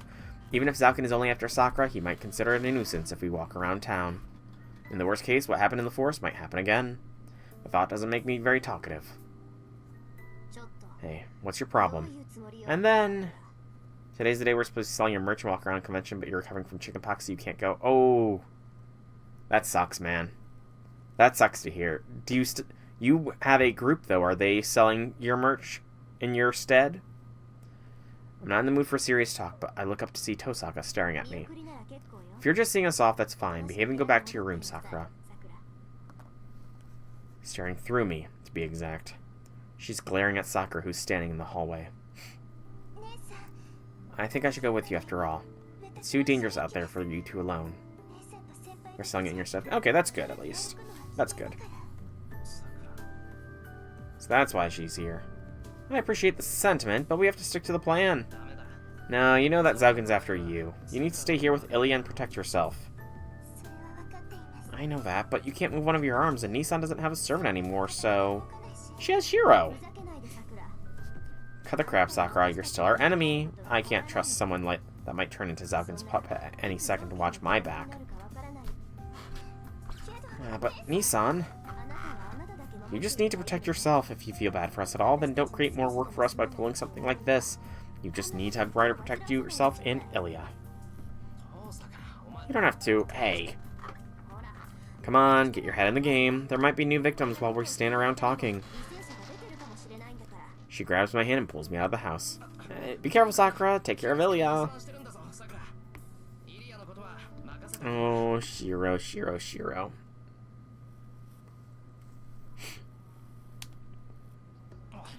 Hey, Tosaka, hold on, I'm coming with you, so let go of my hand. It's your fault for taking your sweet time. Excuse me. She releases my hand and stops power walking. What, if you have something to say, say it. She's being like this now. All rushed and weirdly belligerent. Good grief. If you're that self-conscious about it, then you don't need to use that tone with her, idiot. Fine, I'll say it. Don't be so hard on Sakura. She didn't ask to be in this situation. I know that, but I had to be firm with her. If she doesn't commit to this, it'll make her easier for Zaugen to exploit. I'm not sympathizing with Sakura. I had nothing to do with her being Zaugen's puppet or being adopted by the Mato. That's her own problem, and I can't fix any of that just by talking about it. Tosaka. I'm only at that house because of you, not Sakura. Got that? My goal is to get the Holy Grail, not save her. To do that, I need to keep an eye on Sakura, even if she hates me for it. That's why I talk to her that way. And I'm gonna keep treating her as my enemy. So you don't care that she hates you? Because you're total strangers? That's right. You got a problem with that? Of course I do, stupid. That's so like her. She's normally so bold and decisive, but right now I can see her clenching her fist and trying her best to convince herself. Alright, if that's how you want to play this, then go ahead. No matter how you decide to act, Sakura knows how you really feel. What do you mean, how I really feel? How much you care about her, I mean. If even an outsider like me can notice, then Sakura sees right through you. I don't understand, I just... I do understand. People don't feel sincere anger for someone they don't care about. That's why you're stern with her, right? You don't say it out loud, but you think of her as your precious little sister. Again, Rinbi Tsundere-ing. You don't know what you're talking about. Stop pushing my buttons like that, you dummy. She's so angry she becomes red in the face. It doesn't have the usual impact, which tells me enough. What? Am I bugging you? Obviously. Okay, then let me bug you with this. I want you and Sakura to get along. Sakura likes you and you like her too, and I don't like seeing the two of you act the way you did earlier. You know, I did say that she's my enemy. That won't change just because I'm nice to her. To begin with, how are we supposed to be friends after all this time? Alright, Janice. Just keep doing what you've been doing. Have some faith in yourself, Tosaka. I think you're being a good big sister. I'm wasting time. Let's go to the crime scene we saw on the news. She spins on her heel and stomps off. I follow her with an absent-minded, sure. But then... She says my name without looking at me. Thanks. That made me happy. And grumbles embarrassed. It did look like she turned to look at us, though. Surely she has a back CG. Or back sprite. There's no one at the Central Park. It isn't particularly crowded even during the day, and now it's extra quiet after last night's murders. The park wasn't built as a place to rest between the office buildings. It's no different from an undeveloped wasteland. Murders, huh? They aren't treating it as an accident. It's hard to tell because they don't know exactly who died or where the bodies are, but it's suspicious they're calling them murders. There's still bloodstains on the grass. Quite a lot of blood spilled in 4 separate areas. You're some distance from the blackened ground, probably because the victims tried to run away. You said Zalkin didn't do this, but what do you think now? Has your impression changed now that we're here? Let me think. I thought the shadow did this, but now I'm not so sure. Whenever it shows, it sucks all the mana around it, but this place isn't dry of mana. I think that whatever happened here was an unplanned meal, though. That's all we managed to learn from the scene. We leave the site of the tragedy. Shiro's being pretty chill for being in a tragedy place like that. We don't find anything else of note in Shinto. Given how conspicuous last night's incident was, it's possible that Zalkin's group is trying to keep a low profile tonight. It's almost midnight. Rina and I head back home feeling a cool breeze from the riverbank. I ask her a question on the way. Sakura's the successor to the Mato, right? I've been curious about something for a while. Why are you asking now? It's not a secret anymore. I mean, if she's their successor, that means she was a mage. I was wondering what kind of magecraft she uses. Oh, that. Well, I've heard the Mato use magecraft related to binding and compulsion. The command spells wouldn't exist without them. So does her magecraft have something to do with restraints? But that would mean that day, the magecraft Sakura unleashed when the crestworms were attacking her must have been Rider's power. I don't think so. That was a Makiri spell, but not the kind of magecraft they specialize in. There's no point in thinking about it anyway. Sakura doesn't have the magical energy to power magecraft. The crestworms eat her extra energy, so she shouldn't be able to cast anything. Okay, good. But how strong is she from your perspective? Are you on the same level since you're both family heirs? She's about the same number of magic circuits as me. Did you forget we're actually sisters? Oh, right, now that she mentions it. That's why the Mato adopted her to begin with. So she's as strong as you are? I'm not sure. I can use the 5 great elements. Well, she was apparently born with an affinity for imaginary elements, but she's water-aligned now, so they must have forced that onto her. What do you think would happen if you forced a bird that flies in the air to swim in the ocean? It would die, or... yeah, it would take in everything just to adapt to being underwater. She would have been successful as a Tosaka, but after what the Mato did to her, she's no different from you. Actually, you're a lot stronger than her because you're physically trained. So hypothetically, if you two got into a magical duel, I'd win 10 times out of 10. Sakura doesn't have the magical energy capacity to pierce my defenses. Oh, Reen, you are so arrogantly cocky. Overconfidence is a slow and insidious killer. I see. I don't know what kind of magecraft Sakura can use, but her power dynamic with Tosaka is clear. Reen isn't the type to brag, so she's probably just stating the facts. This is embarrassing. I never even knew she was a mage, and I don't know how skilled she is. I feel pretty stupid calling myself her protector. You know, the crestworms are constantly feeding on her magical energy. You can't even tell she's a mage up close. Plus, she's been trying her best to hide it from you, so whatever you do, don't bring this up in front of her. Yeah, don't need to tell me twice. Even if Sakura is a mage, she's still Sakura. I'm not sophisticated enough to play games with her anyway. No matter who she is, all I can do is treat her the same way I always have. And if you think so, then I'll keep treating her the same way. I just won't ask for her help as a mage. That's okay, right? Of course, and if you ever do, I'll take her back to my house instead. Oh, the way she says it so gently with a smile makes my heart skip a beat. See? You're a great big sister, Reen. I guess that wouldn't work, though. She only smiles when she's at your place. That's what surprised me most yesterday. That was a surprise. Thought seems to make Tosaka happy, though. What do you mean she smiled? That's how she always is. Yeah, I was always worried about that. You know, I don't talk to her much, so I try to look out for her whenever I can. She's been hanging around the Kyoto Club ever since we ended up in the same school. Yeah, I know that. And after a while I noticed something. She never smiles. She's got a point, you know. That sounds pretty believable, even though I'm only hearing it for the first time. Now that I think about it, Sakura's always been pretty gloomy at school. But even that's different when you're around. She would always smile when you came to visit the club, meaning she's only ever happy when Shiro Emiya is with her.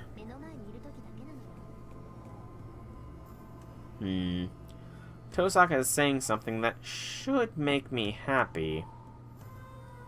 But somehow Sakura doesn't smile in front of other people? I feel like I just learned a terrible truth about her. Yeah. Poor, poor Shiro, learning the truth about Sakura. Uh-oh. I plopped down on my futon. Is he gonna try and peel off the Shroud of Saint Martin, I think is what it was called? I think that's what they called it. Tonight's patrol was fruitless. All we learned was that the story was on the morning news was true. Salter. ... The enemy I have to defeat. To be honest, when I think about that thing I'll have to fight eventually, it gives me chills and makes me want to vomit. Zauken and an assassin are opposites that a human can still fight. Opponents, not opposites, bleh, but the other two aren't. I'm not even sure if the Shadow can die. As for Saber, I don't have a chance in hell at beating her. But now that innocent people are dying, it doesn't matter whether I can win the fight or not. Archer's arm, huh? I touch the right cloth around my left arm. I do have a weapon. I don't know how well it'll work, but it's still a weapon. The question is whether I can master it, and whether I'll be able to survive using it. Just a little should be okay, right? No, Shiro, don't do it.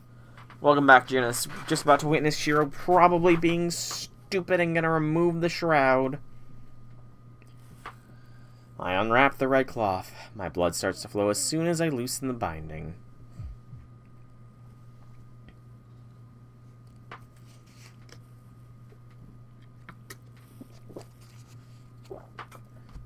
Suddenly, I feel like I hear a beast howling. Something stabs me. It's stabbing me throughout my body. Is this pain? If it is, then no pain I felt before counts as pain anymore. It hurts, it hurts, it hurts. The uneven tatami, my bed's softness hurts me. Feel like I'm sitting on a hill of swords. The air is toxic and I die 3 times from breathing it. A bird chirps in the distance. The wind is strong. There's no humidity. My skin dries out and turns to sand. It flows and sloughs away. I crumble away. Hot sticks stab me through the exposed holes. 32 of them through my shoulder. Each of them delicately, meticulously, excellently, precisely skewers my internal jugular vein. Trachea, spinal cord, sympathetic nerves, bilateral upper, middle, and lower lobes, aorta, heart, diaphragm, spleen, stomach, liver, and all 8 sections of my large intestines. Hey, Infinity Lord! Welcome, welcome, welcome to the stream. Happy things, happy things. I'm crumbling. Yep, Thanksgiving is coming up soon.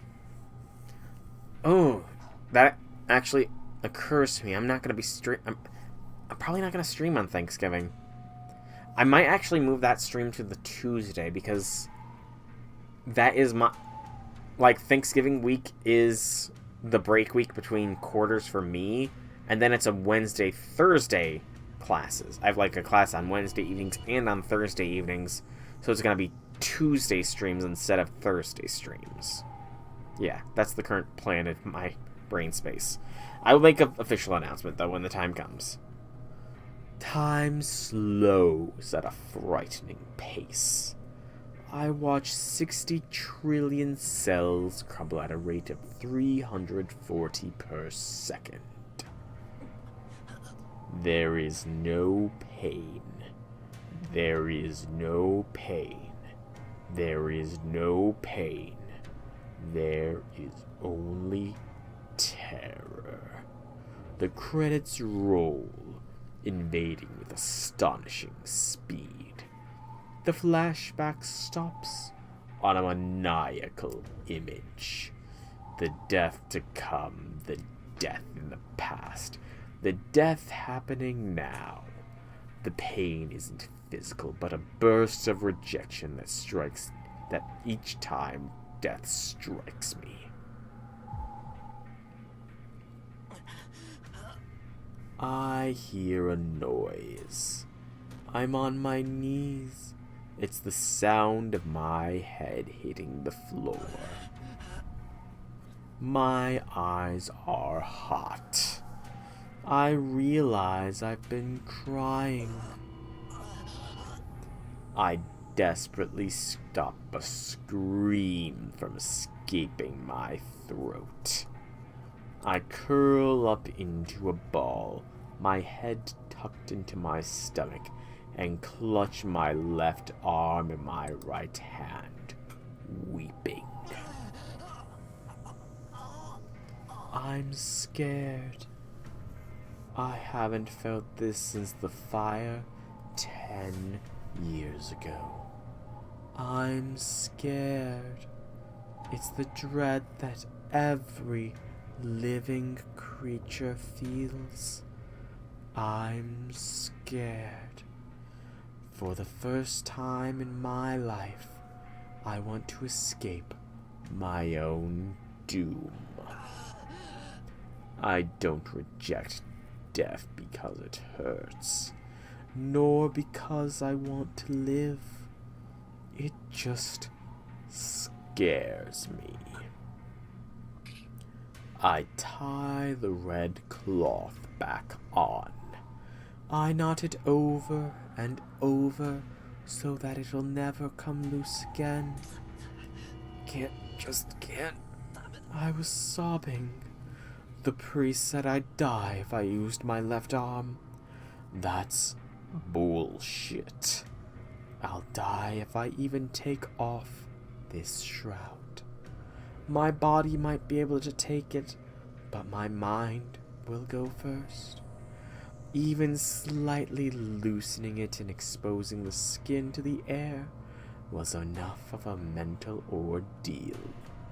If I couldn't even endure that, I can't possibly live without the shroud. No. If this arm is a contradictory thing that no one should touch, then it's too late.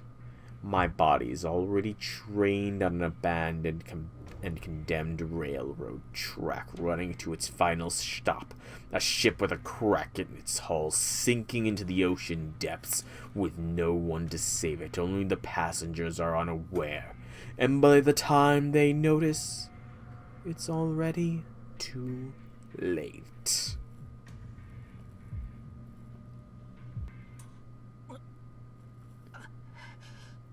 My breathing is ragged. I was having a bad dream. I wipe the sweat from my forehead. I can't even stand up. I just stay curled up, bearing this pain I don't understand in my head. I don't understand. Wait, hang on. This sentence is weird. I stay curled up, bearing this pain I don't understand, and my head I don't understand. He doesn't even understand his own head, guys. Shiro Emiya does not even understand his own head. Wow. Wow. It would have been awesome if it was this detailed in the movie. But, yeah, there should be a that in there. But also, like, we all know that Emiya hates Shiro. Like, if he knew the kind of suffering that and probably eventual death that Shiro Emiya will suffer if transplanted with his arm, do we think that Archer would change his tactics in every Grail War he is summoned into that involves Shiro Emiya? Would he try to get Shiro Emiya's arm hacked off and then oh so graciously offer to have his own arm transplanted? You know, that would be a surefire way to make sure Shiro Emiya does not become a hero of justice. I can't remember. My left arm hurts. Hurts so bad I wish I didn't have a left arm. I try to remember why it hurts so much, but I can't remember how I was feeling just a second ago. Pain recedes. I managed to bundle up my disjointed mind. Must have been because I was sleeping. My scattered memories feel like chopped off onions that should cook nicely if I organize them. Sizzle, sizzle, sizzle. See, add a drizzle of soy sauce for color, some pepper for flavor, and a pinch of potato starch to bring the mess all together. He's losing it. That sounds gross. I mumble absently. My useless head.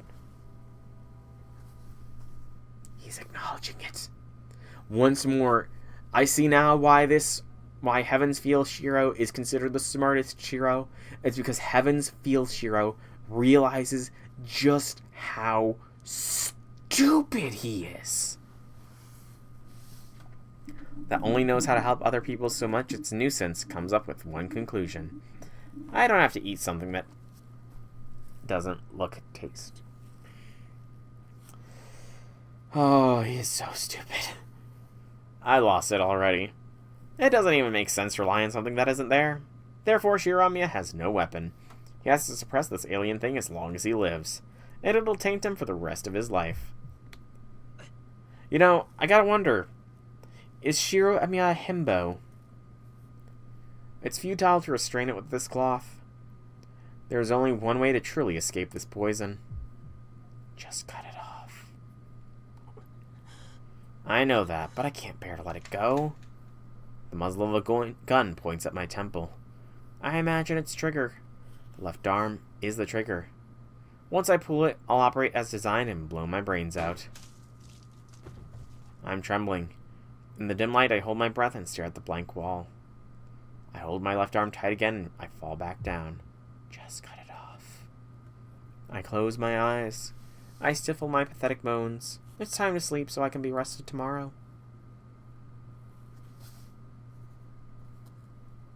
Still not done with the night, though. I hear a small noise. The only other himbo is Kronk from The Emperor's New Groove and Leon Kennedy from Resident Evil.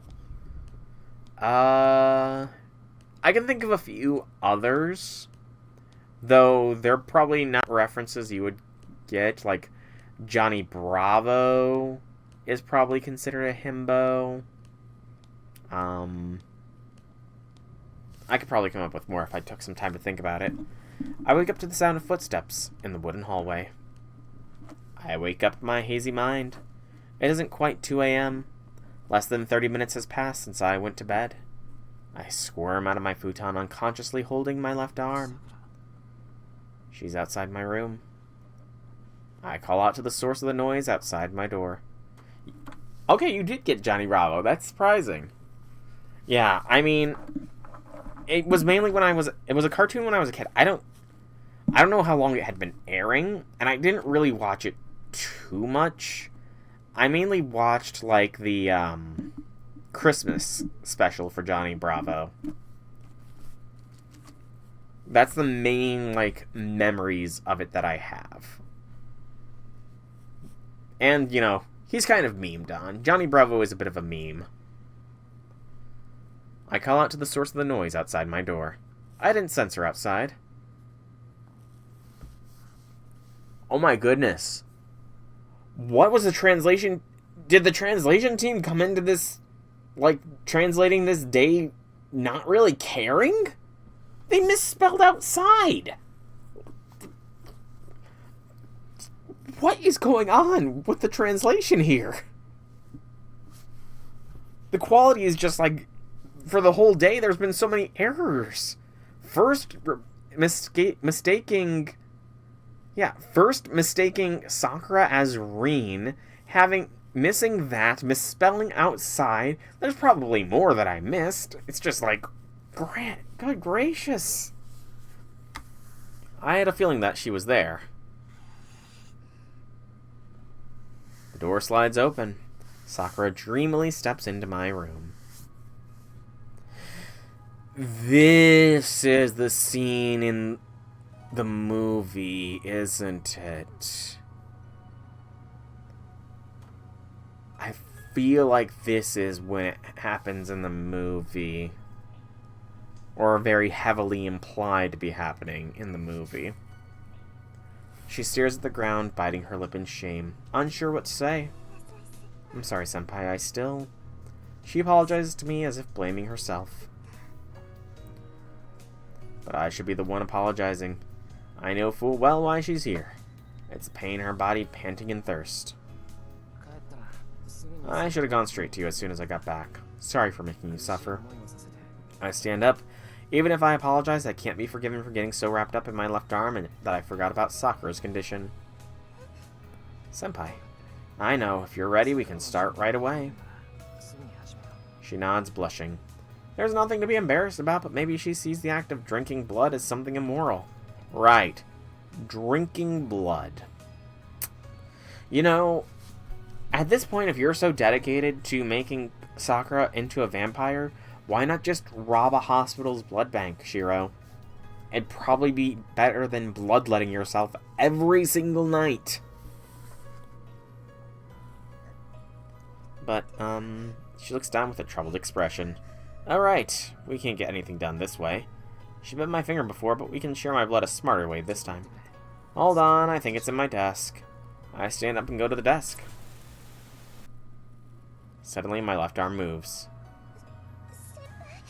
Are you okay? It's nothing. I just got a little dizzy when I stood up. Damn, I'm pathetic. As soon as I used my left arm, I remembered my earlier pain. It doesn't hurt as long as I keep the cloth on, so what am I afraid of? And here it is. With my right hand, I rummage around in my desk drawer and pull out a box cutter.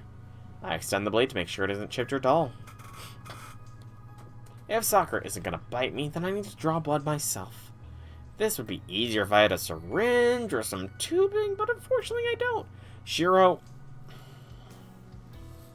there are so many easier ways to bleed yourself like this. Like, so many easier ways, man. Okay, I gotta see. I need to know where he's gonna make the incision at. So the fastest way to draw blood would be to cut myself. Wait, are you? My right hand holds the box cutter, my left hand wrapped in cloth is surrounding my left arm. I'm doing something foolish. If I'm holding the cutter in my right hand, that means I'd have to cut my left, but if I hurt that much after loosening the cloth, cutting it is clearly out of the question. Still, my left hand isn't dexterous enough to make short, precise movements while holding anything thin. I consider what to do next. I hear the echoes of a howl. It tells me that it still isn't too late. That this arm is too heavy a burden to bear.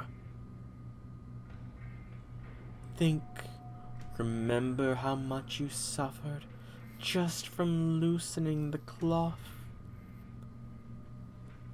It isn't too late. You have a blade. It's going to keep invading your body for the rest of your life. And it'll keep being a constant struggle to keep it in check. You'll have to live with it, never knowing when the bomb you're carrying might go off. So you might as well take that knife and cut off the timer at least. No, a box cutter would be a terrible way to sever your arm. That would take forever, man.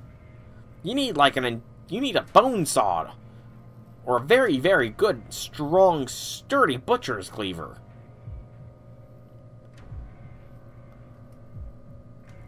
I freeze, still holding the box cutter. I told myself I wouldn't have any more doubts, but they were all resurrected as soon as I picked up this blade. My heart beats a cold, mechanical rhythm and my eyes lose focus. Senpai. Her voice breaks me out of the chains. I put down the knife and take a deep breath. Sorry, I was thinking. It doesn't matter now, so don't worry about it. Okay, but you look pale. It's just an upset stomach. No big deal compared to what you're dealing with. Oh, blood for... Yeah, I guess. Hang on, I can make a small wound like this. I slightly move the box cutter. The pain is just a slight pinch, no big deal. Oh, there, that should work. Blood leaks out brighter than I expected. Now Sakura can... You know, Shiro, my man, I'm just saying, like, if you want it to be not painful, and possibly to, you know, draw some sort of connection and increase your bond with Sakura, cut the inside of your cheek. You have to be very careful here. But if you cut the inside of your cheek, you can draw blood. There are very few nerve endings to have to worry about on the inside of your cheeks. So you won't feel that much pain. And you can, you know, make out with Sakura if you really want to, Shiro, you know. It's weird. It'd be very weird, but, you know, it would work. Just saying. I dropped the box cutter. She stares at the wound and the red liquid trickling down my arm. She's wearing a slack expression like she's never scared to begin with. Her eyes look like she's in a trance. Her lips are half parted, her pale throat gulps with desire.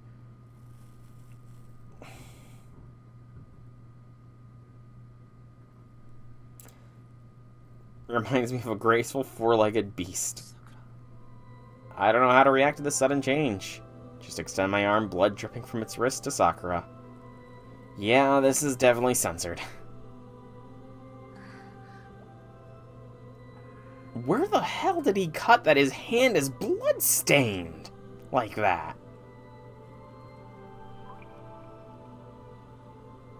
A drop of blood falls from my fingertip. Falls on her soft lips. It falls on her lips. Her tongue flicks out, lapping up each drop. Spellbound, she licks my blood. Feel the smooth texture of... Oh, gosh. This is so weird to read. I don't even notice the pain.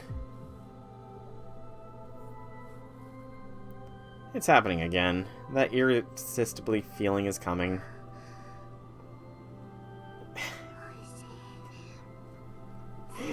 She looks beautiful. Oh gosh.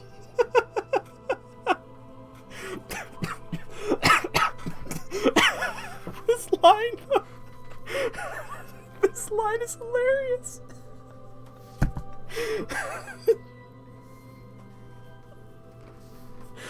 Oh, that's great. This line is hilarious. Sakura looks beautiful and bewitching as she licks my arm. Oh, it's hilarious. Oh, it's good. They just, like, they make it so much worse. I'm sorry, but they make it so much worse. Exactly. Like, they were making Shiro out to be a complete degenerate. Oh, man. Oh, that's good. It's funny. Her scent enters my mind and arouses me. Any fear she showed earlier is long gone. It's like she's licking... Her lips draw closer to the cut. They cover the wound, which had been leaking blood. I'm struck by indescribable pleasure. Again, they're making Shiro out to be such a freaking degenerate. My shoulders go limp, and I think my arms might fall off. It's an enchanting sweetness, unlike when she was only licking me. Yes, it was. But it's worse. I'm sorry, but they made it worse in this matter. Like, it's awkward, but especially in Heaven's Feel, it just makes him out to be a complete and utter degenerate. I grip my teeth, keeping my voice down. My blood is taken, and the pleasure flows into its place. The pain of the wound is hazy, and I can barely even register what's happening to my right arm. She sucks on my arm, draining it dry. I know she's just doing it to recover her magical energy, but it's so sweet. Even her murmuring voice resonates with my nerves. The ecstasy of having my blood sucked reaches my shoulder, and the discomfort and fear my left arm is drowned out by the pleasure of my right. You know, let her go full vampire. Let her drink blood from your neck, Shiro. Before I know it, I'm embracing her. I use the arm that she's sucking on to pull her in and hold her against my chest. She continues slaking her thirst, savoring my blood. More than her soft body, I'm drunk on the touch of her lips on my arm. So, how many things has Shiro developed in Heaven's Feel now? Something for getting his blood sucked. Something for having his arm licked. What new thing is he going to be developing in Heaven's Feel? An indescribable impulse rises in my chest. I want to hug her until she breaks. She sucks it all up, the sensation of having not just my blood, but my vitality sucked away as well. My pleasure-dyed, hazy mind. I feel like this reminds me of something. Oh, he's connecting the dots.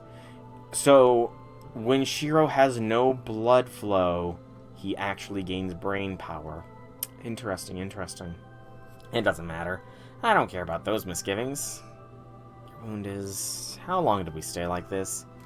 Sakura reluctantly pulls her lips from my arm. My head feels heavy. Feels like she's still sucking on me. It's like my mind is floating in the air.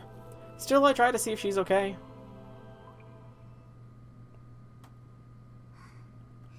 Thank you for the meal, senpai. She drops her gaze apologetically. Then I feel the last drop of tension leave me, as if I used up all my magical and physical strength.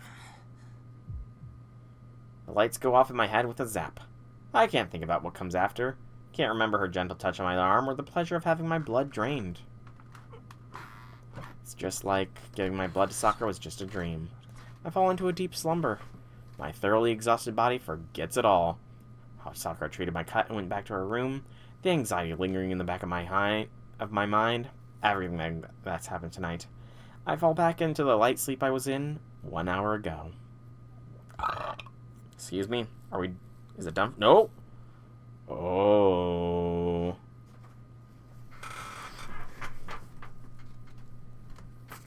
This is probably going to be the last bit of day 11.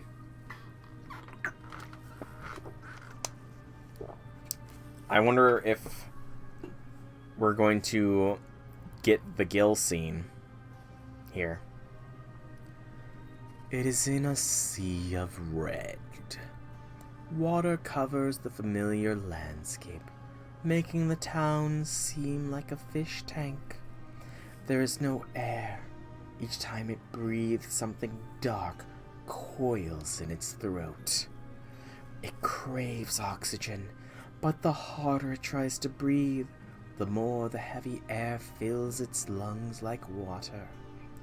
So it's not different from being in the ocean.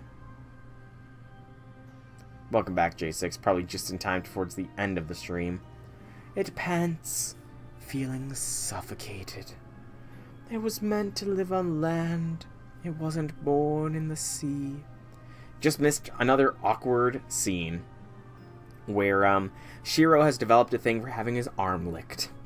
Because he's a degenerate. Seeking to exit the water, it climbed toward the highest place in town. Still, it feels breathless. Looking down at the vast cityscape, its throat burns due to lack of oxygen, and its suffering causes it to despise the peacefully sleeping city. Can't breathe, can't breathe, can't breathe. There is no air here. There is no pain here. Can't breathe, can't breathe, can't breathe, can't breathe. It's dragging something. The body is bewitchingly slippery and colorful.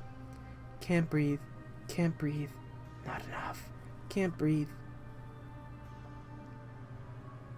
Dark hands gather several corpses. Crooked hands squeeze several corpses. Not enough, not enough, not enough, not enough. With a squishing sound, something splashes all over it. It lacks oxygen. It's hard to breathe oxygen. The water pressure doesn't care. The water pressure is unbearable. Flowing liquid covers its body. Most likely, it believes that this is the waterproof suit it needs to survive in this ocean. reaches out with its warped hands. Moonlit dark hands become a giant shadow, descending to crush a part of the town. She wakes from her sleep. She gasps for air. Aghast at the shockingly realistic dream, she hugs her burning hot body. Suddenly she feels something wet. Both of her hands are covered in dark red.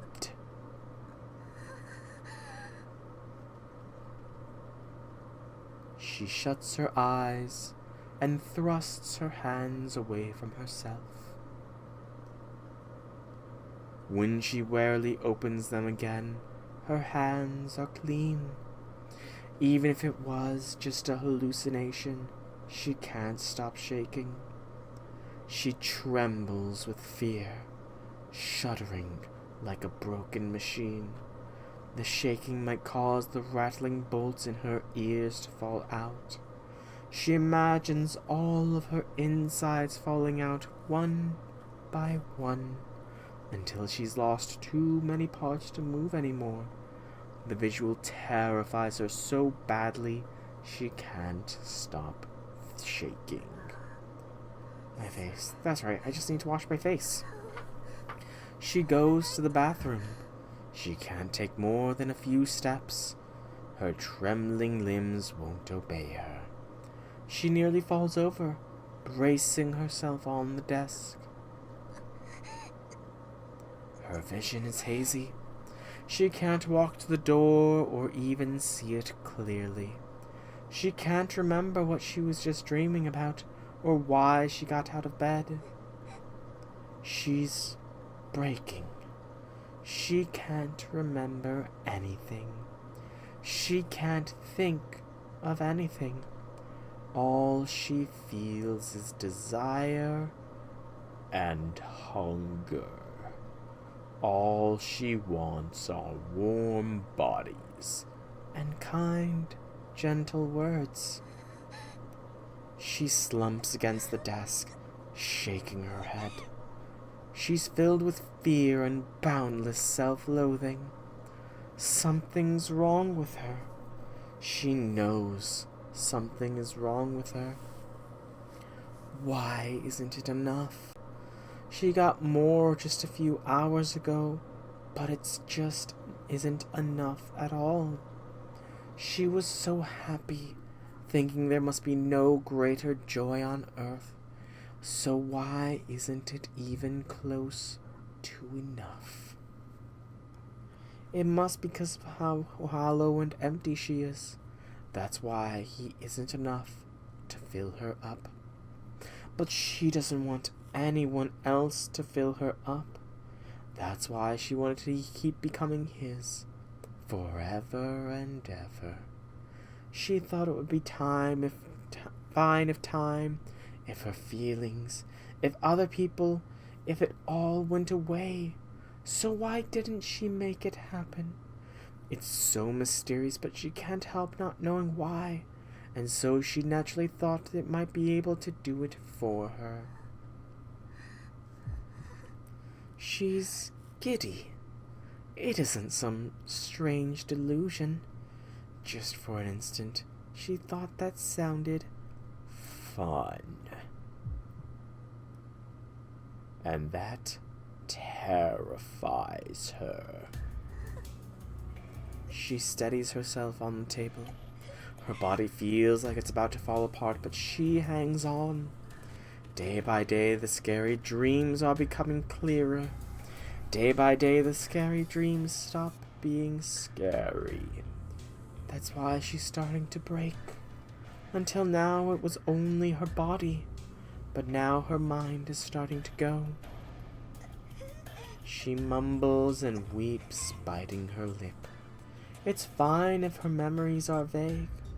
She doesn't need to remember what happened a few hours ago. Her limbs won't listen to her. She isn't afraid of falling asleep forever. But she doesn't want to stop being herself. She doesn't want to be a bad person. She'll keep going crazy, bit by bit, until she finally snaps. Once that happens, she's sure that she'll be the greatest cause of his suffering. She's afraid of that. She's afraid of going crazy. It terrifies her more than anything else so far. If she loses it, he won't touch her anymore. He won't love her anymore. They won't be able to be together anymore, and she won't even know when they are. That's not all. If she goes insane, he'll be with some other woman. She doesn't want that. Not at all. She always thought he deserved someone better, but now she can't allow it to happen. After all, he already belongs to her. So she's afraid. Afraid of not knowing what she'll do once it happens.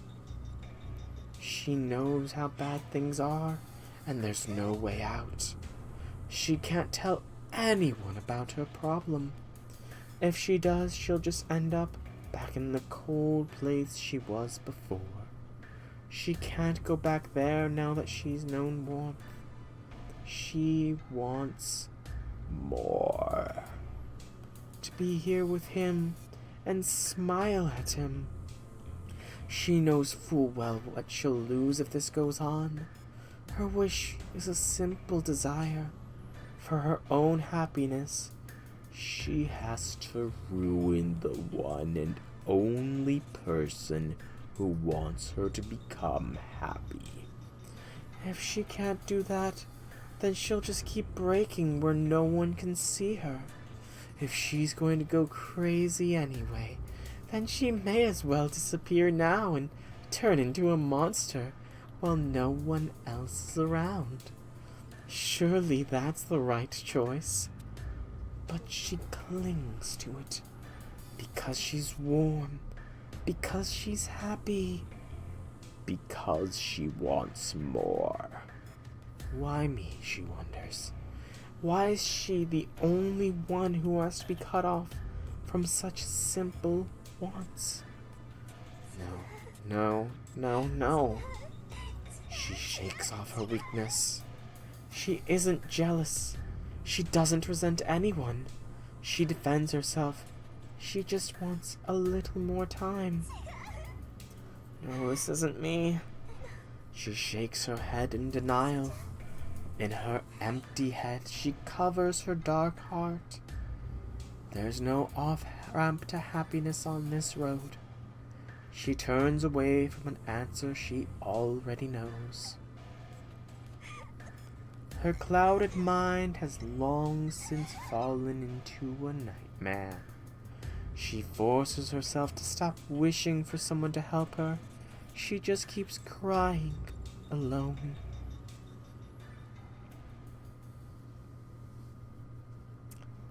Poor Sakura. She's going cuckoo. But yeah. She was definitely being greedy there. And turning him into a doll would possibly alleviate those concerns. You know, better than that, J6. She could have Ryder turn him into a statue. You know. If he's a statue, he could be a life-size statue that she could always, cuddle against or something. I don't know. But with that, Day 11 is done. Got it done in one stream this time. Woo! One stream, Day 11. Hey, congrats, J6. Congrats. But, yep. There it is again. There are no empty save files. Please overwrite or delete an existing file to make space.